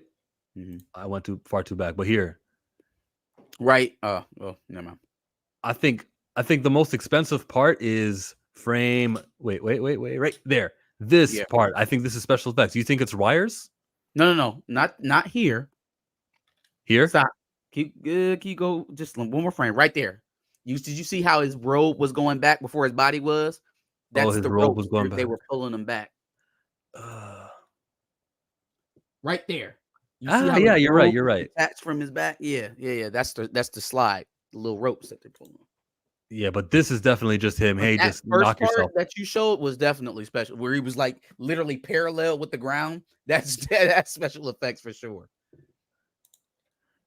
One more time. Yes. And then these two parts were practical. Mix is special effects into practical. And so that saves you money. And I'm putting that on slow motion. The practical effects are... Were you saying something, Darius? I saw your mouth move. Sorry. Well, the practical effects were the majority of that scene. It was just really like 60 milliseconds of special effectsness. So the budget can handle something like that. Sure. Can I show you something cool? Bigger studios like Warner Brothers or even like Disney, they could benefit from stuff like that. Like, you don't always have to be so heavy with the CGI. It makes it cheesy to a degree sometimes when you overdo it. Oh, look at you fancy guys. You like it? Too bad that we're an hour and 23 minutes into the stream already. It would be nice to have. And this overlay wouldn't work if we have guests either. But it's cool. I like it. But yeah, where are we at? What's up next? What up, Puma Lee? Hi, Puma Lee. Are he coming up to you? He's in your land. He's checking in with you, Chill. Make sure he's good. Make sure them white boys from Vancouver don't jump in. Oh, Rick Ross. Mm-hmm. If it wasn't Rick Ross, if it just wasn't Rick Ross, right? I mean, I still feel like that was a pretty outrageous thing to happen. But I think he was trolling a little extra hard and he just got caught up. That's all. It happens. Everybody take an L every now and then. I know MMA.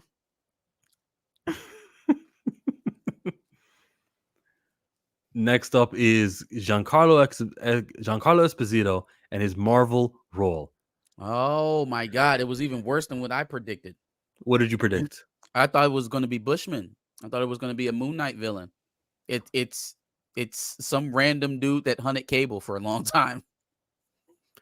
It's something. Will he show up in Deadpool then? No, I think they said that. What is this character good for? Like, what is he going to do? Does that mean we're getting Cable? Is Cable showing up? I forgot the show they said he was showing up, or rumored to show. I don't even remember. Yeah, I'm not. Who the hell cares? Why did he take this? Let's talk about that. That's what I was going to say. I'm not too. I don't really care about this role for him. I'm actually quite sick of Giancarlo.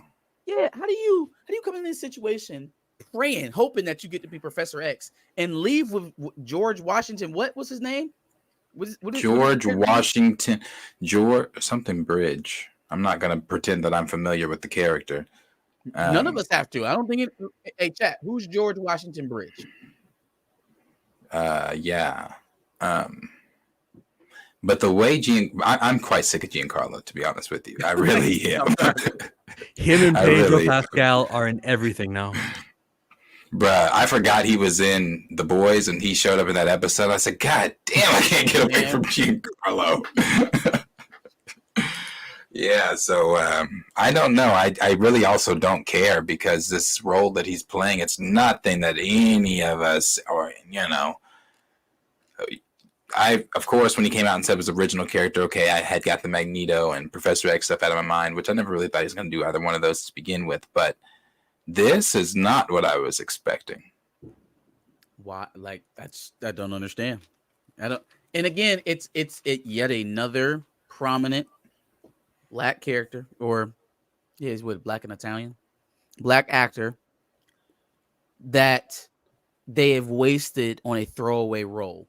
And I can't really say that Queen Ramonda was necessarily a throwaway role, but how they used her. How they used her ended up being a throwaway for sure. It's because you have Angela Bassett. Angela Bassett, Lawrence Fishburne. Now we got Giancarlo Esposito, Sterling K. Brown. Like, these are Forrest Whitaker. Forrest Whitaker. We would love to use some of these actors now, but they have prominent MCU deaths now. So it's like, and you have one of those actors that you named that did, which is Angela Bassett. I'm not going to hold you. Like, Angela Bassett has the acting chops to this day. You can nominate, even though Wakanda Forever, I hate that film. It is what it is. That trailer. Hey, Darius, who am I? Too much Black Death for me. No, that's how I definitely had to do it. But definitely that trailer still to this day, it's Oscar worthy. I mean, it's the performance that she delivers of I am queen of the most powerful nation in the world, and my entire family is dead. The trash, but the delivery, the acting, holy shit. Why she was so upset with Ryan Coogler, Brett? Like, why are you doing this? Yeah. Why are you making sure that I don't have a place here anymore? Oh, well, it's Marvel. You always come back. No, man, you don't get it. You really just don't. No. I don't know if he's just naive or if he was selling her. He was trying to blow smoke up her ass. But like, you just not. Something's not clicking, fam. You got the keys right now. We could do a lot through you, and what you end up on is killing everybody off. And I just don't. If you type in George Washington Bridge on Google, you have to follow it up with Marvel because it will take you to the actual George Washington Bridge.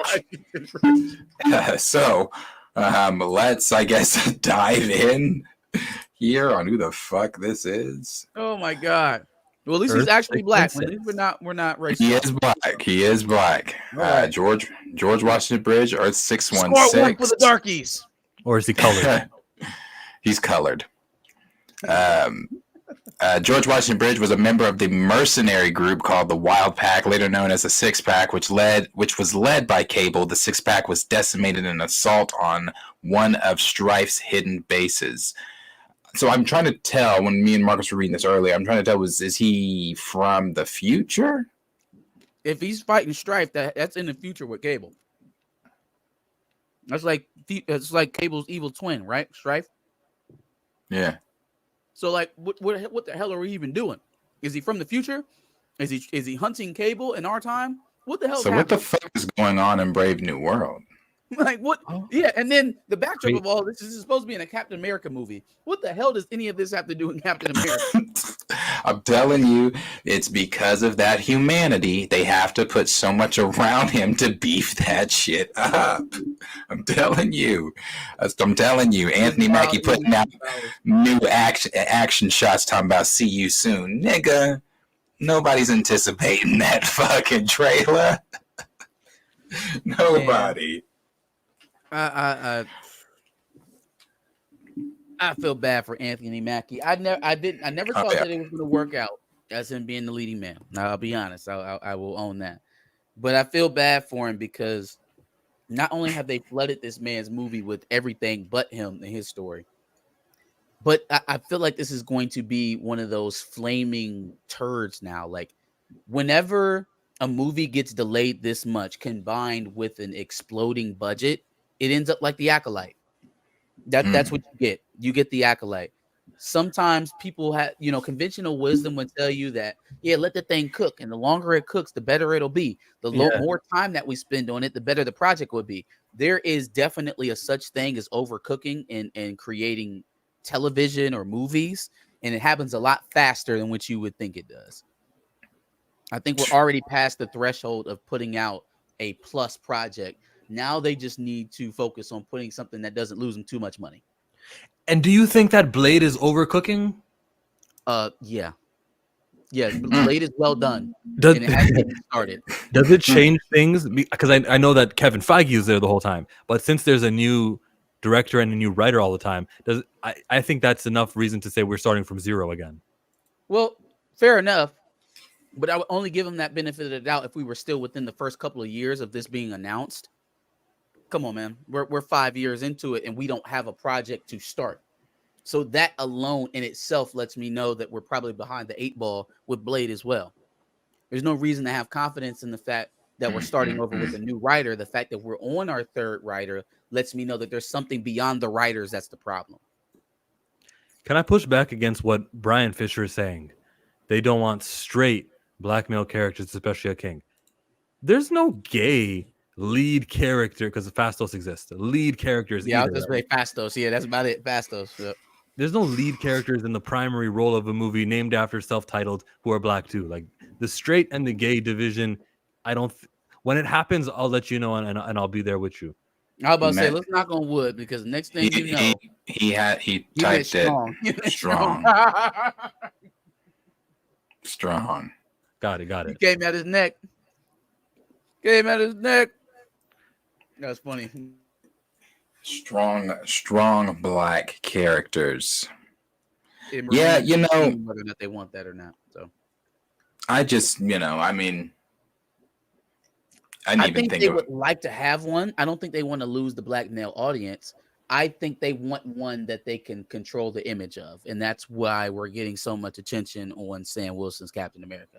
And that's why Yahya Abdul-Mateen is going to have Wonder Man. They want the audience, but they want to feed you in a way that they can control the optics of it all. Because they couldn't control Black Panther. That first one, that first film, they couldn't control that. They was up in the fucking, Jan, I didn't expect this. I wasn't expecting this outcome. This they loved it. Timmy told me he wants a Black Panther costume for Halloween. Oh my goodness, we can have that. I don't know. I just don't know. Well, when we have him running in Wakanda, just make sure Cap's right there. We've got to be somewhere in the picture. And then when the battle ensues in Wakanda, make sure Thor comes in and strikes it like he's Jesus and saves everyone. That'll really look great. That'll look perfect. That's exactly what they wanted. The Avengers theme better not play that whole movie until that moment there, because I need to know. That moment right there. I'm Thor, here to save Africa. Look, you know what was cool? When they get a storm War scene Machine, like that. Storm will not look. We better get a storm scene like that, and it better be bigger than that. Ain't gonna storm like that. Now y'all know. Quit. Man, she gonna have a whole bunch of speeches, but one thing she not gonna do is look like a goddess. A whole bunch of speeches. Make them mind your. What she say? Make them wet your mind, sister. I feel like "give him the forecast" is become a catchphrase, at least in my mind. I'd like to hear it one more time.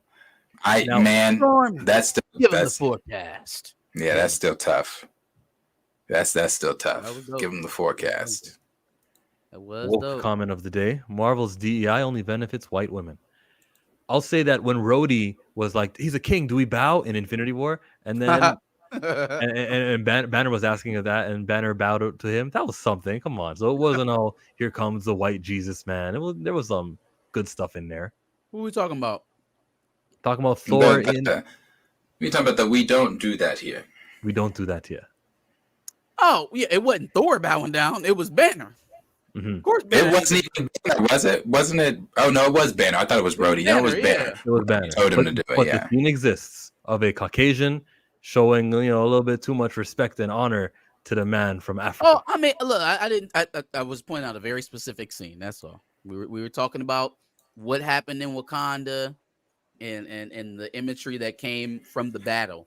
Now, I mean, we could also talk about how Wakanda ended up harboring the beacon of a alien armada in their crown city, and how logical that would be. But I mean, again, we'll just kind of let that to the side. But the Thor stuff was we what can't, it was. That was some pretty heavy symbolism there. But the second movie, the underwater Mexicans did it too. So the Wanda scene too. Why was she up there all this time? The Wanda scene too. Wanda came down and saved, everybody. Well, she's Romanian. Yeah, she's a white woman.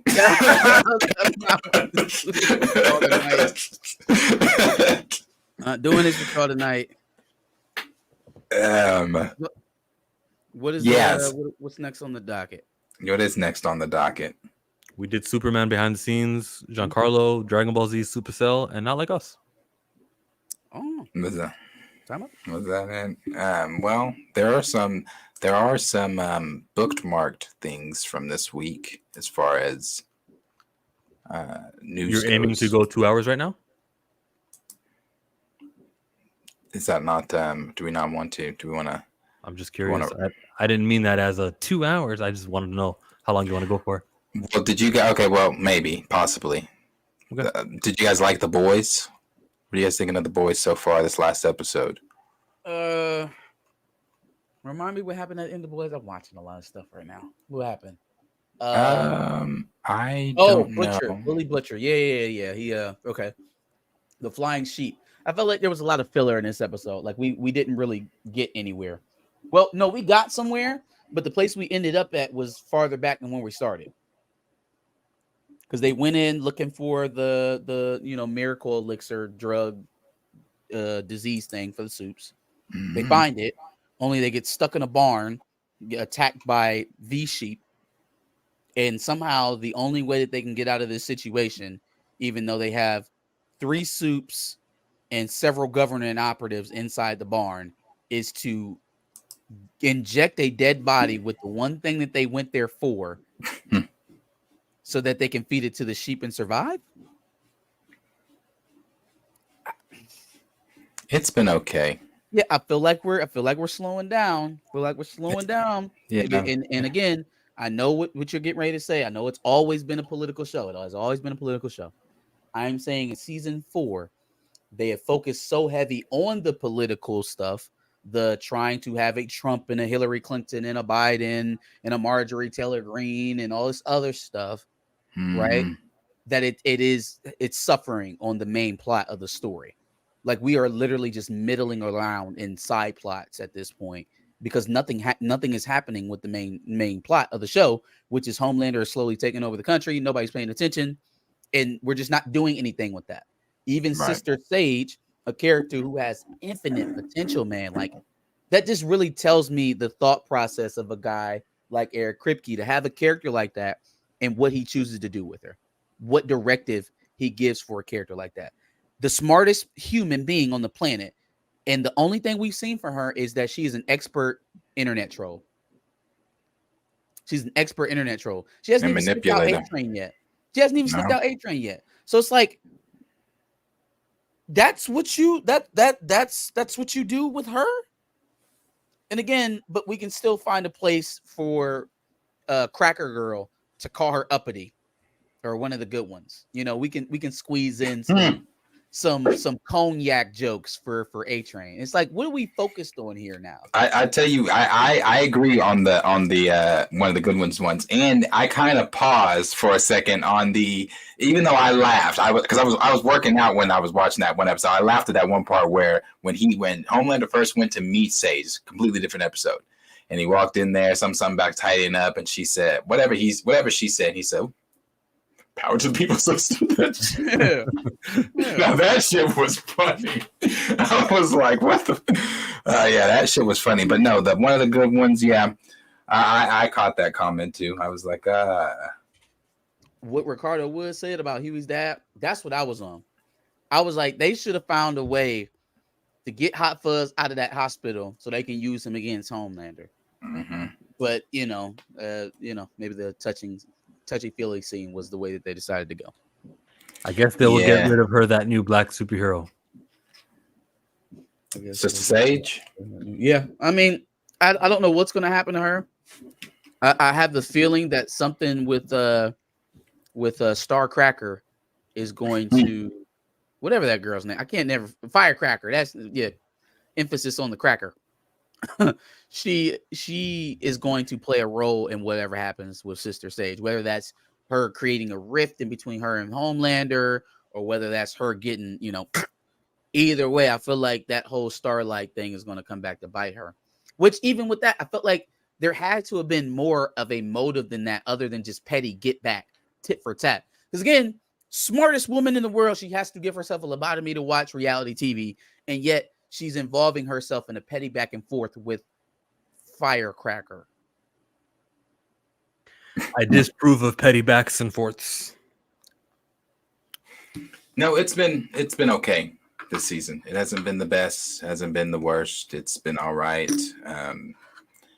The thing I'm most interested in, it's not even this. It's still another streaming show, and that is, House of Dragon for me is phenomenal, fucking phenomenal. House of Dragon is hitting it out of the park for me. So far. Yeah. House of the Dragon. It's doing very phenomenal. Well, and I like how they're not.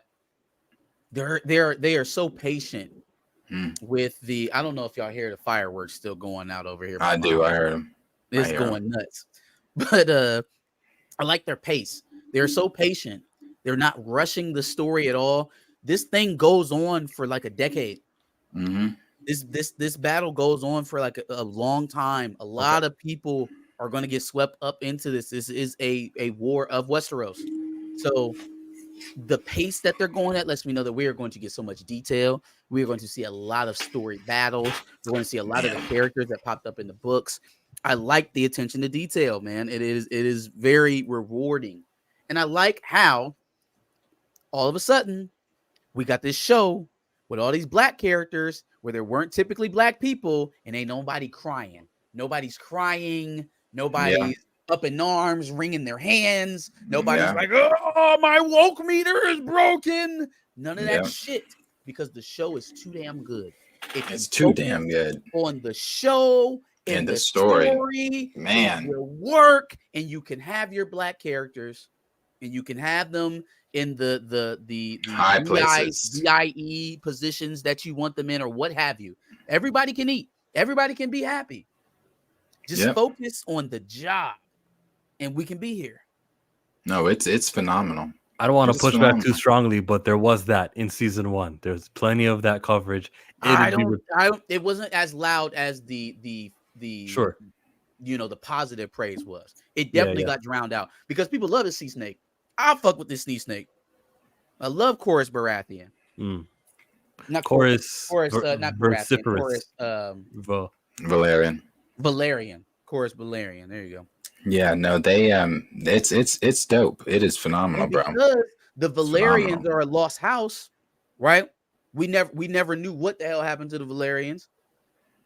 Who knows? The Valerians could have been black. Now, this next episode is about to be. This next episode is going to be the episode that's going to break. It's definitely going to break the conversation online. This next episode is supposed to be, you know, we're going to see our first dragon deaths. right now. We finally have to see a dragon in action, so I would imagine so. We're going to see one of the big battles in this next one. Yeah, so one of my favorite characters is the hell up out of here. He's not yet, but he's on his way. But one of my favorite characters dies this next episode. So I'm sorry. That's my favorite. I didn't say who. You didn't say if it was a male or female. We have no idea who one of his favorites is. Yeah, we're good. But you know what? The fact that we haven't had a death all season lets me know that. Oh well, other than baby Egon, R.I.P. But Jaehaerys. They took Jaehaerys' head. Baby Jaehaerys, not baby Egon, baby Jaehaerys. Oh yeah. They took Jaehaerys' head. Yeah. But we're overdue. Somebody else has to go. Sir Kristen. I was thinking. I was so mad at Lena. Was it Lena? Is that her? I can never remember all the. Everybody's names are hard, but I think it was Lena. I was so mad when she was chasing Kristen, and I was like, Dracarys. Yeah, Dracarys. I was like, light they asses up. I would just start burning part of the fort. I have a dragon. Okay. First of all, the fact that they beat her on land with horses and she got a dragon. First of all, you need to get in some flight training, girl. You need to get with it. I'd have came down like a bomber. I'm telling you, I kept thinking to myself, she's gonna say it. She's about to say it. But then she never said it, and I was like, you let them get away. That would have saved them a lot of time. They wouldn't have been able to get all those houses that they about to get. Fight for the Riverlands, baby. You don't have to watch this Game of Thrones first because House of the Dragons happens before Game of Thrones. It's just that like 100 years, right? At least 100 years. Yeah, but words like Dracarys, like we just mentioned now, we learned in Game of Thrones, Dracarys is fire your flamethrower breath, dragon. That's what that means. So there's things that, like when they mention the Stark family, that doesn't really mean anything to you. But if you watch Game of Thrones, then you're like, the noble Winterfell. Yeah. The North, So like knowing who the Lannisters are holds weight in houses. Like knowing all these houses, it holds weight. It adds to the story, but it doesn't take away if you're not privy to it. Because she was told not to engage, like Puma Lee said. Who's that? But also, she wasn't she? That's right. But if you expose yourself and let them know that they're patrolling that part of the lands, it behooves you to get them out of there so that they can't communicate where you are to everybody. Okay, but to that point, be told not to engage, but I see Kristen Cole. Yeah. I can end some shit.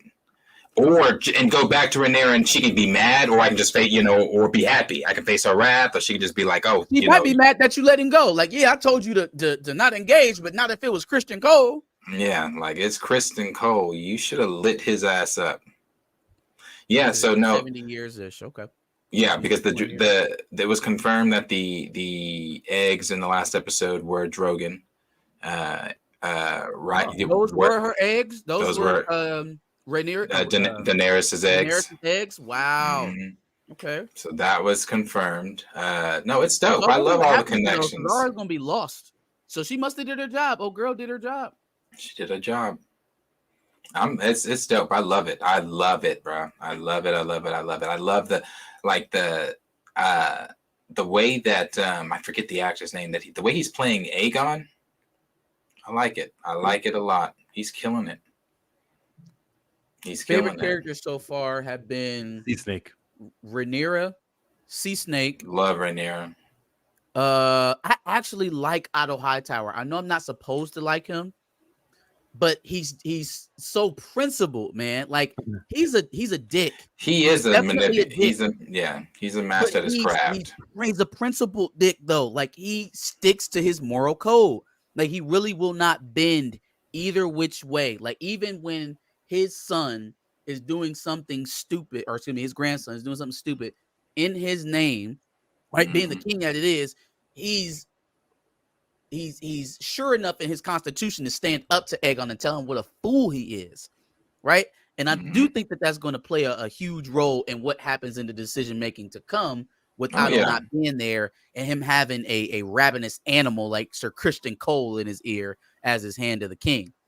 Otto Hightower is a very interesting character because he's still going to have to share support with the Tyrells back at Highgarden. I want to know. I'm not into the books enough to know who's the head of that house right now, so I don't know who he's going to be talking to. But he's going to have to play a crucial role in getting their support. Because if you know anything about the High Gardens run the money to everything in Westeros. High Gardens at this time got more money than the Lannisters.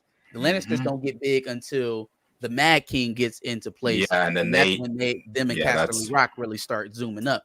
Right now, it's still the Martells and High Garden. They feed the crown. Most of their livestock and their grain comes from High Garden. So they need their support. Yep. It's about to get dicey. It's about to get dicey. Like I said, I don't know if you guys watch or if anybody has listened to the Game of Thrones deal where it's the actors and actresses voicing the cartoon. It's like it's animated. The book. Yeah, that's how I learned like the outline of the story of the Dance of Dragons. That shit's dope. That shit's dope. That shit is dope. Rhaenys, I love Rhaenys. I think that she's a brilliant character. I think the sister playing her is brilliant as well. Pretty good, which is Marvelous Deeds. She does know the truth, but she already knows that she can't walk it back from where she's at. That's too late. Oh yeah, have been killed. It's over. It's over. People are marching off to war as we speak. There was nothing that Alicent could have. Yeah, she couldn't have been like, "Oh fuck," Well, let's go tell Aegon and everybody that I fucked up. What she could have did was just whore her fucking horses and just think before she go and try to turn the entire kingdom on its head. But he changed his mind. Bullshit. But she had her mind. Even though she had previously spoken to Rhaenyra, and Rhaenyra was supposed to come back from Dragonstone later that night before her father died. Alicent and her father had already planned to usurp Alice or Rhaenyra, because if you go back to that scene where Viserys is walking in the last time he sat in the Iron Throne, he's like, well, I don't know why we're talking about a decision I've already made a long time ago, but okay, let's just confirm it again. When he's saying all that, Alicent is like rolling her eyes like this is just like But I think she was still, like her father, reserved to go and do it by the rules of the law. And that's why his whole muttering as he was dying was so important. It's so key, because Alicent was the one who could verify, right? That's his wife. So obviously she's there in his waning moments. She's going to have final say on what the king's final decree was. And so if you can convince her by the rule of law, and that is not just some scheming, conniving thing that she would never do in her full consciousness, then she would go along with it, knowing, like you said, full on well, this is what's best for her house and her family. Right.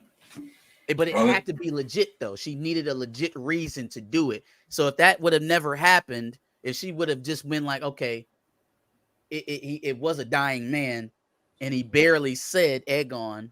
There's been like 20 different Aegons that this man he's a history buff. Like, he could have been rambling off any kind of nonsense. And then look how quickly he got cleared up. A 2-minute conversation with Rhaenyra in front of some candles, and now you know exactly what the hell he was talking about. Right.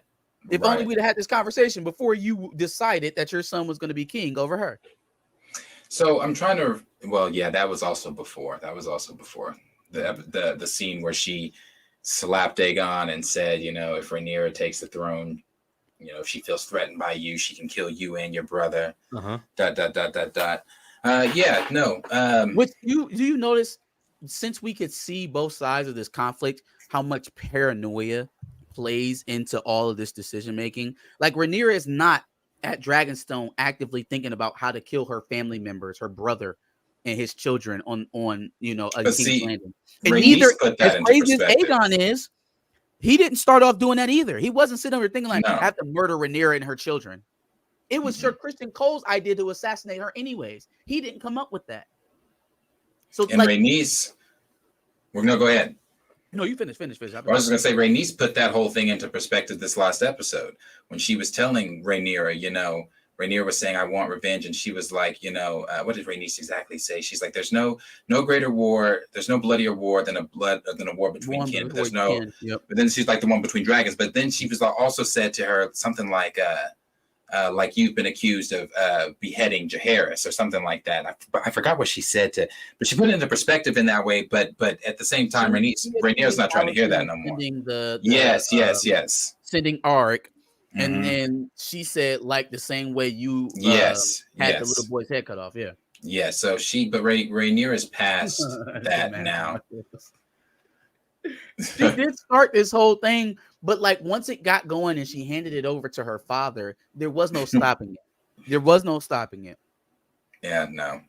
Well, and because Otto wanted this regardless from the beginning, so this is not. But even again, Otto was not just going to take it. He needed a legitimate route. He needed a reason. Was trying to play the political game of getting all the support of the higher families in Westeros to support his grandson's claim. He wasn't just going to walk in there and be like, no, it's going to be Aegon and buy sword. Because they could have did that a long time ago. Right. They could have did that a long time ago, and they didn't. They were always trying to find legitimate avenues. It was Alicent that gave him that legitimate avenue. And see, I agree with I'm on Rhaenys' side and I'm on Daemon's side on the conversation they had when Daemon told her, you could have ended this entire thing. Hey, it could have, but again, you and Meleys could have ended this. But she's like, that's not my blood to spill. And I agree with that, because when even in real life, when shit ain't my business to tell, I don't tell it. It ain't my business to tell. If I've been told something, so I feel her on that. I feel like that's not my war to start. I got the crown skipped over me. See, I'll give you that, but at the same time, if that's not your beef, then why was your ass at Dragonstone almost immediately after that happened? Like, if you a soldier, and tear shit up on your way out. But the only I do agree with that. I still say she should have lit them up. But she went to Dragonstone just strictly out of loyalty to Rhaenyra, and they just held her hostage, so she wasn't about to be like, she was kind of, remember at the time she hadn't pledged loyalty to Rhaenyra. She never bent the knee, but we knew that they held her anyways, which was kind of a dumb move. Yeah, kind of a dumb move. She's an honorary sister. Yeah, so but yeah, like she said, that's not my blood to spill. But like Daemon said, you could have ended this shit. You could have ended this whole bloodline. Well, let's not listen to Daemon. All right, Daemon is an escalator. Let's not listen to him. Let's just hope he can hold down Harrenhal and win the Riverlands, and then we'll talk to him. Man, Daemon is a loose cannon. There's two things that I thought about. When Stamina said that there'll come a time when people will be fighting and not even know why. Words to that effect. So Supacell had that too. There was even a point in one of the episodes where the mother or grandmother of Taser was like, "You guys, the boys over there who wear that color, the boys over here wear this color. Same problem. You guys are the same," and they're fighting each other. Why? Just neighborhood stuff, addresses, postal codes. That's all, or zip codes. That's all that matters to these people. And elders need to wake people up to that, because the more division there is between people who are in the same social conditions, and this is for the sake of Supercell, not so much Game of Thrones, but I guess it applies there too. We people need to wake up and kind of like unite. And shout out to Kendrick Lamar. I'm tying together every topic today, but the unity is very strong, and we got to think about that. Daemon on straight demon time right now. LOL. I did want to ask y'all something too. This is not on the docket. I don't know if we talked about this I think we did. No, we weren't live last week, I don't believe. Or were we? Can't remember. Anyway, did we discuss, because I just put this video out and it made me just think of something. I don't know if I got y'all's opinions on it. The whole, which we've talked about Black Panther before, and I'm sure everybody's giving their opinion on this, but just the new scoop that's come out of Okoye, Nakia, and Suri going to be raising this child and going to be passing the mantle on to him. But my whole thing, I fuck the mantle at this point. When I'm talking, I'm not saying fuck the mantle as in like I don't care about him. I'm talking about the nucleus of this for me is the fact that this child is now growing up without this strong black male figure in the picture. It's now going to be these, and there's nothing wrong with strong black women, but you need that strong black male figure. And goes back to Brian's comment earlier when he said, they're trying to do away with the strong black male characters. And it is interesting to, just sitting here. I was reading a comment that someone left on the video, just sitting here thinking about, no, I mean, I talked about it in the video, but yes, they are just getting rid of that character, or that whole. I put that in that's in the video. Getting rid of that, trying to get rid of that strong black figure, and it's just it's not, if that is to be believed, and I believe that. I said this in the video. I believe that scoop way more than I believe the scoop that I was given about another T'Challa coming in, because that picks up where they previously put all their ducks in a basket, their eggs in a basket. But also, Black Panther 3 hasn't even been confirmed, and so no, it's not greenlit at all. Daniel RPK hasn't been as automatic as he once was, maybe like 5 years ago. Like I don't think he's like Woj. He's kind of fallen back into the pack of scoopers. He's not the Sham Charania anymore, Oh. But in any case, you may be on it in terms of this being more likely than the first scoop that we were talking about. I still go back to number one. When is this going to come out? Is this coming out pre or post Secret Wars? If it's coming out post Secret Wars, then nothing that we're talking about right now matters. Don't even pay attention to it, because this thing is going to be changed 3 or 4 times over by the time we actually get to a post Secret Wars lineup or situation that we can evaluate and see how to go forward.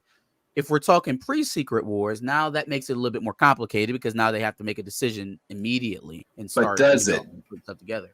Does it make it complicated if it's after Secret Wars? And the reason I say that is because obviously none of us know, even these scoopers, they don't know. But when they come out and say that, the way the soft reboot is not going to be a hard reboot, it's only going to change some stories within the MCU, it's not going to change everything. So if we are to, ride on that scoop as it is now, if that is the truth, and they are not, and they aren't going to change much, they're going to change certain things. What if that Black Panther string is that one of those stories that is not getting fucked with, and they're going to just, hey, new universe, same Wakanda, we're picking you up where we left off. We look. I'm confident enough in the predictions that I've given on the Black Panther franchise so far to say that if that's the route that they choose to go, then they're doomed, and we should just say, F them and move on. They're asked, like, if they want to kill the franchise, then go ahead and do it. But the fact that there is a slow play to the next Black Panther, the fact that there was such a deviation in the amount of money that they made in the second one, and on and on and on again, million reasons not to do this, fan vitriol to the iterations of Black Panther that you put out that weren't T'Challa. There's 1,000,001 reasons to go back to T'Challa, and if they choose not to, then that's on them.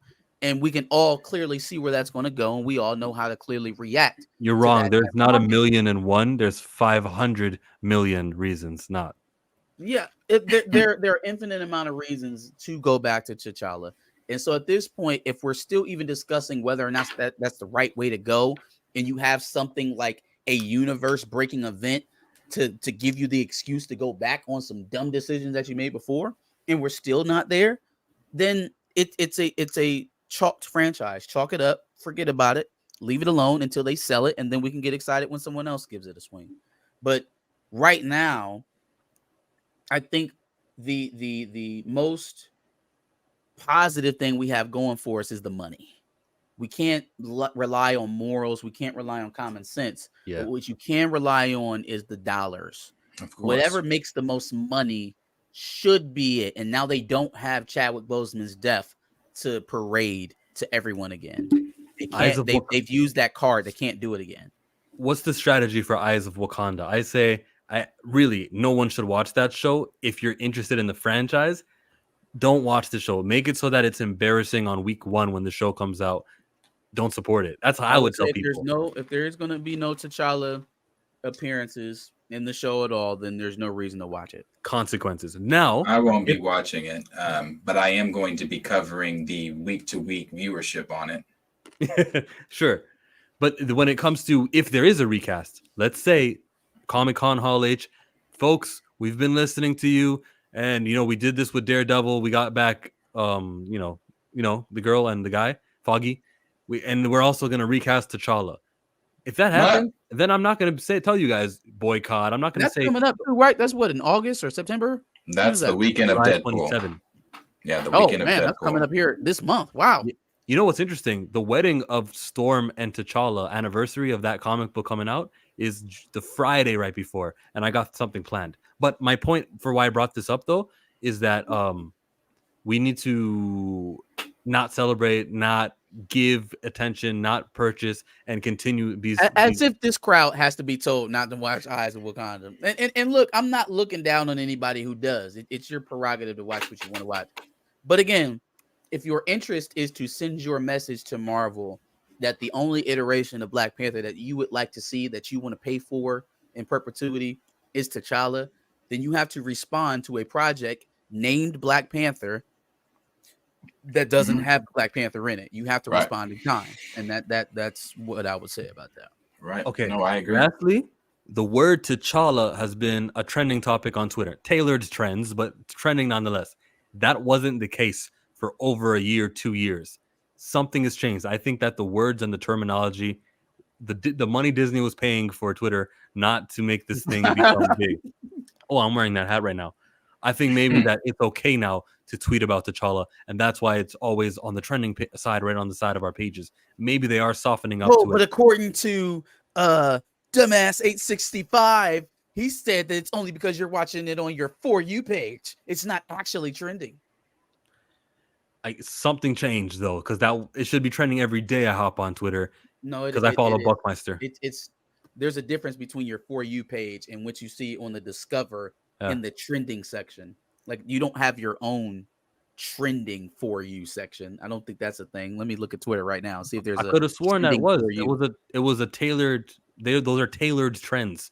So if you're really into a certain current event, like a war or something, that's trends For You. But then there's the What's Happening section underneath that has all kind of shit like sports and WWE and one of those categories. It didn't used to always say T'Challa, and now it's saying it more often, which means that the sabotage or the shadow ban isn't happening. My bad, dumbass A67.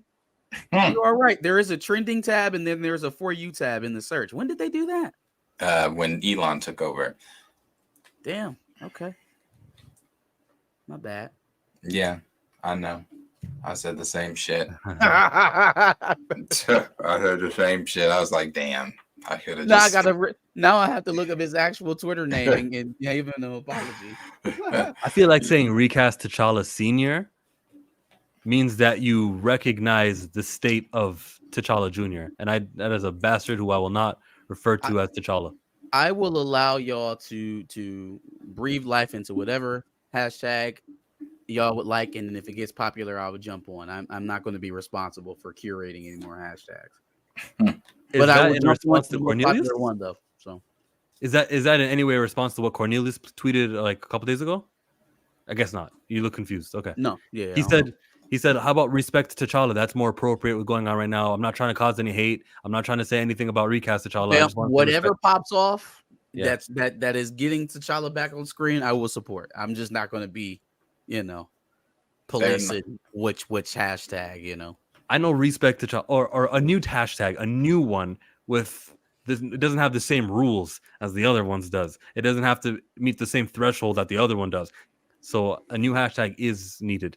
So when we celebrate the wedding of T'Challa and Storm, I'll have my own hashtag for it, and maybe we can get that going. But it's gonna be a fun video. I'm gonna invite you guys onto. DM me if anyone watching right now, if you want to be part of this live stream where we talk about, or this video where we discuss the wedding of T'Challa and Storm. Twitter DM me or Instagram DM me.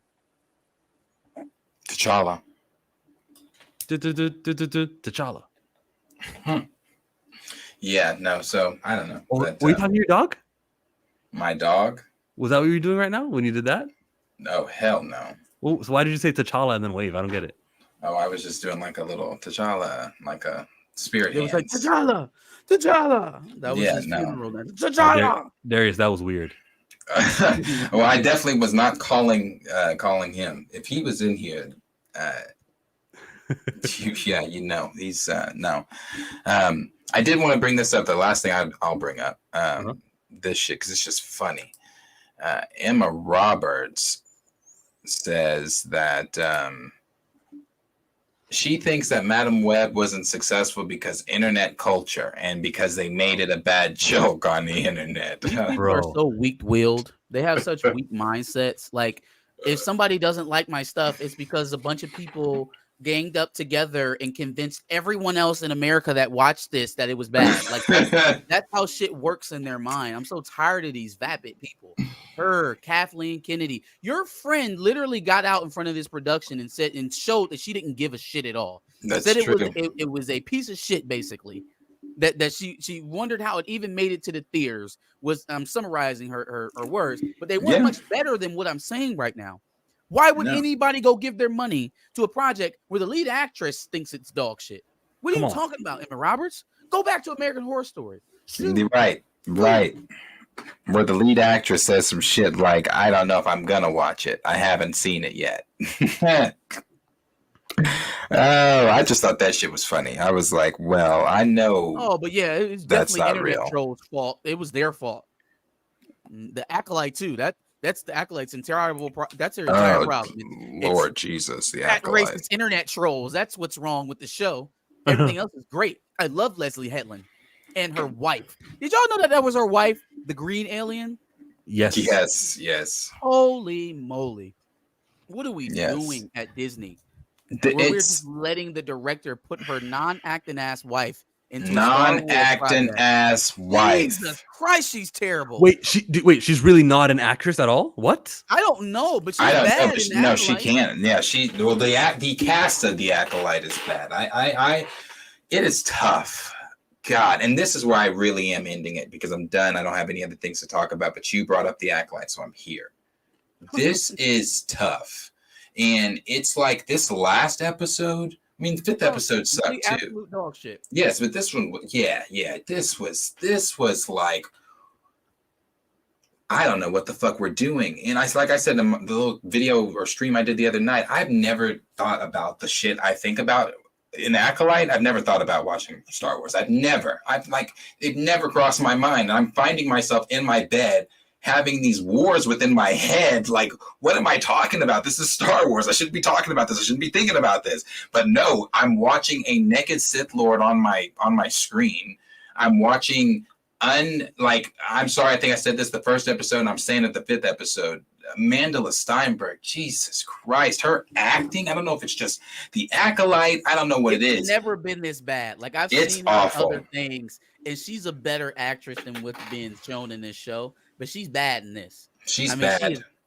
First of all, I can't tell the difference between Osha and May. And that's not just because she magically cut her hair exactly like Osha with the lightsaber, which is a complete bullshit. It's because she is acting exactly like herself in both characters. It's damning. There's also this whole thing with the helmet, right? So the helmet, you put it on, it blocks all your sensories.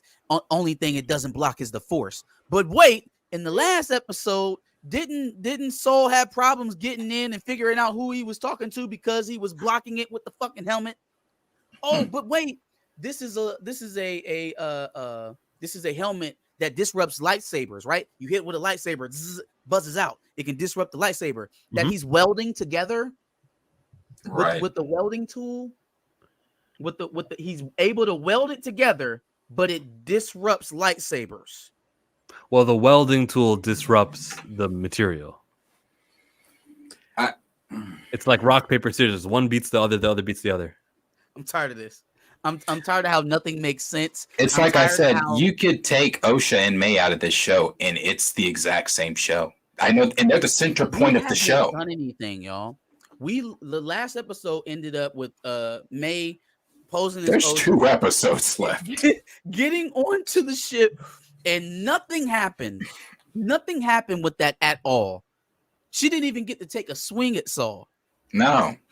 Like, we took time out of the episode to have like a slapstick comedy moment where like the droid spits up on her or some shit and the little fur ball is humping her leg. I'm like, yo, what are Bro, you? I'm so sick of all doing? these creatures too. Like my thing is, how the fuck? And I've seen people making the comparison, saying like, well, you can't say that because Palpatine was sitting right in front of the Jedi, and the Jedi didn't know. Bro, that's different. That is a Sith Lord who practiced and mastered that craft and Darth shroud. Plagueis' apprentice. You like what? That's completely different. So, but for Soul not to be able to tell the difference between Osha and May. Yeah, where's his force? Is like he tried to he was reading the dude's mind, kind of like instinctually, or at least trying to. He's like, I can't find you. I don't know who you are. You are blocking me. But that shit. And then my thing is, but how does Soul have the force? He can't tell the difference. But this fucking bear can. But the Care Bear can. The fucking Care Bear sniffed her out.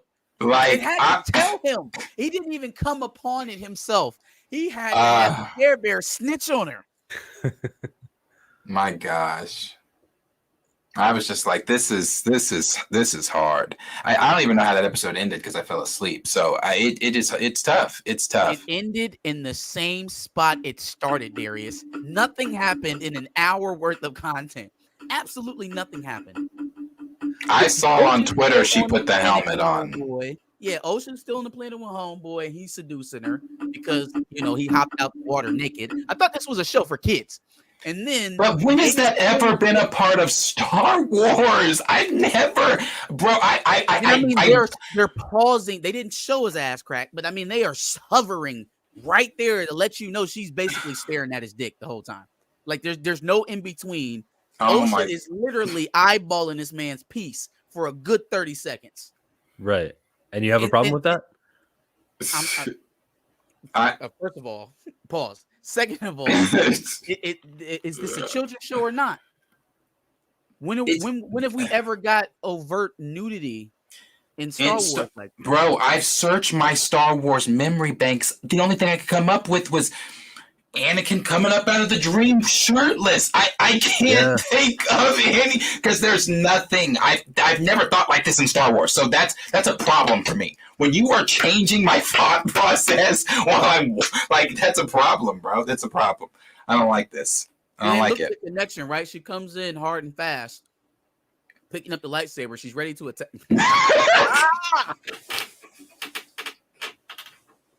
Like, really? Jabba the Hutt with the snakeskin bikini of Leia. That was revealing. That was something. Yeah, but that wasn't completely naked. That wasn't starch naked. Jabba was. Okay, yeah. I can think the Princess Leia thing. Yeah, but bro, when I'm but the Princess Leia thing wasn't. Okay, go ahead. I'll say this. She comes in with the lightsaber, right? She's ready to attack. Then he pops out naked, and all of a sudden we can have a conversation.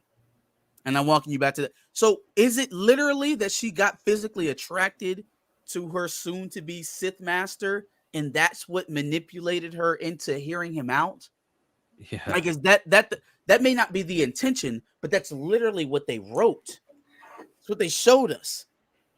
I have to kill you. Please tell me about your history. So why do you guys do this to yourself? Why do you continue to watch a show? Do you accept it as canon, or is this one of those where you go, this doesn't count? No, this doesn't count. I hope not. Yeah, it doesn't count. It's not my head canon. But hold on, let me answer this Princess Leia thing really quick. The difference in the Princess Leia thing and the difference in this is the Princess Leia thing, that her being in that outfit wasn't just, hey, let's just throw Carrie Fisher into this outfit. It played a central role because if you know the Hutts are gangsters. Like the Hutts, they have prostitutes around all the time. The fucking Twi'leks are prostitutes for the gangster, for the Hutts. So them putting her in a Twi'lek outfit, that's Jabba the Hutt. That makes sense. This motherfucker just skinny dipping on a rocky planet because they're all fucking rocky and forestry. It doesn't it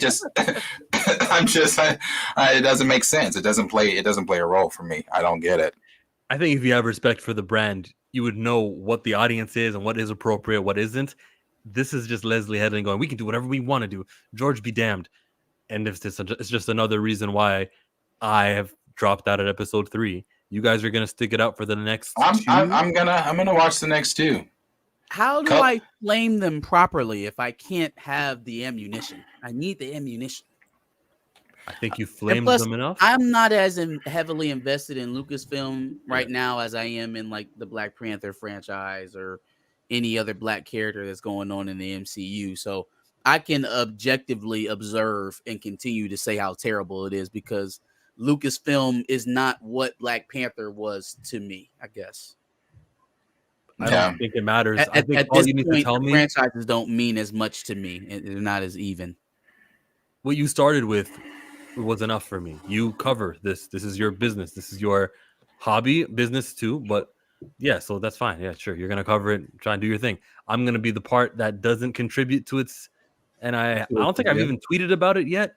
I don't put out videos for it though. You know, as a content creator, I don't talk about it. But the reason I don't talk about it is a waste of time. But I watch it purely out of curiosity, week to week for me for Star Wars. It's I want to see what the fuck are you doing to. And I'm gonna say my IP. Yes, I've been here that fucking long. What the fuck are you doing to my IP? Like it's terrible. That's for me. It's the curiosity. Does this get the Willow treatment where they pull it? It's not even worth the bandwidth to keep on Disney Plus. It's getting a lot of traffic though. That's gonna be tough for now. I don't know.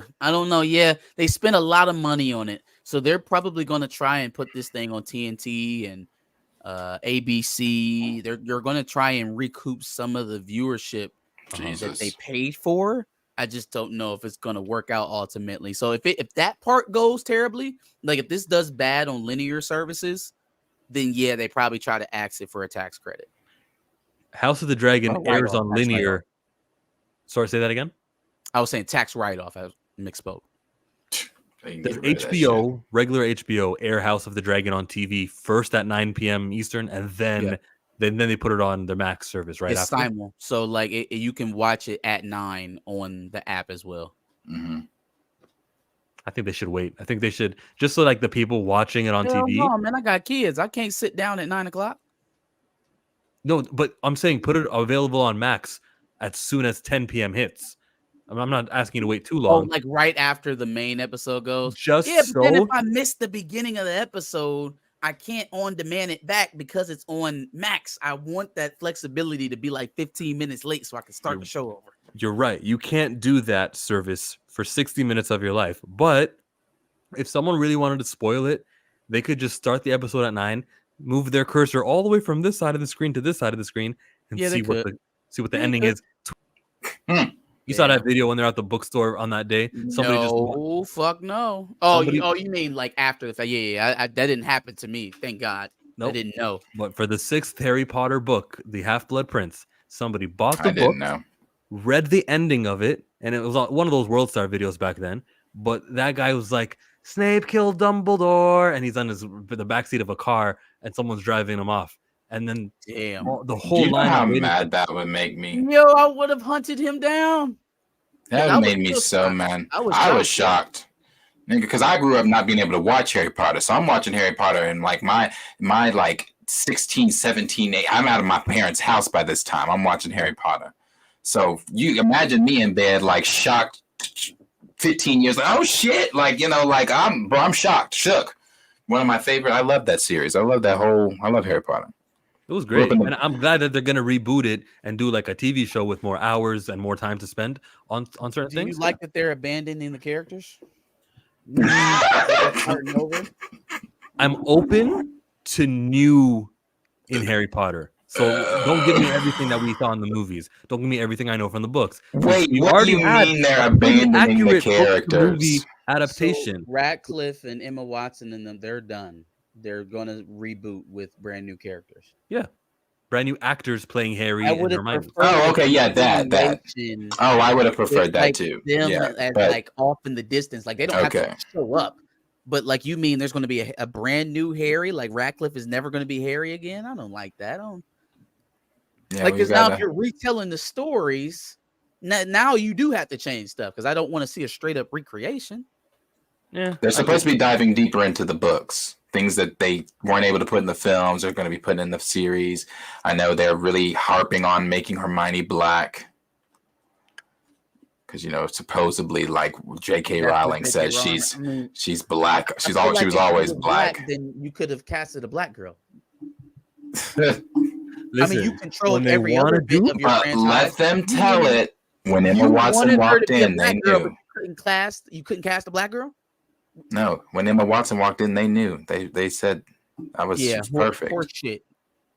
So Like they one did thing that. that we know is that when studios want to do something, they'll do it. And Yeah, here they do it. is proof of that, because the Lakota language spoken by people up in Wyoming, in Dakota, Nebraska. Oh, this shit! I didn't even watch this. You have to, or can we? Yeah.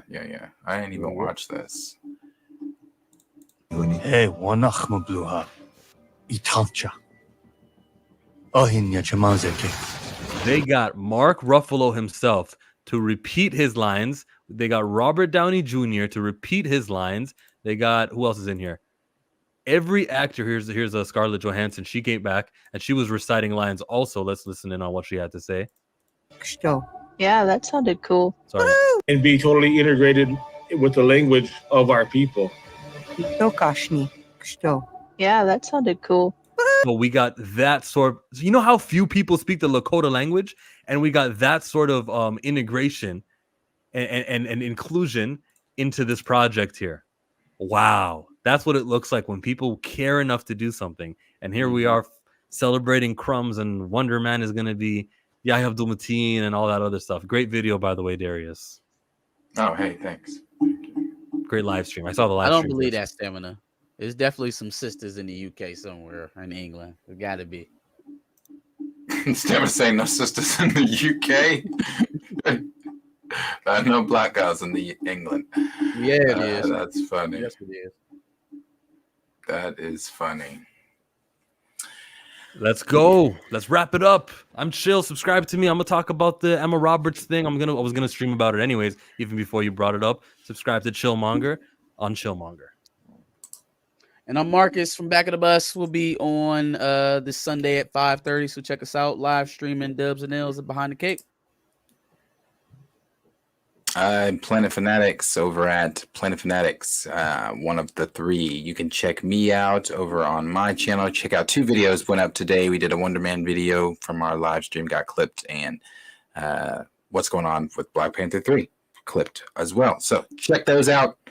I won't be live again till I don't think next week sometime, but I'll be live with these guys Thursday and then the guys from here on Wednesday. So check us out. Boom.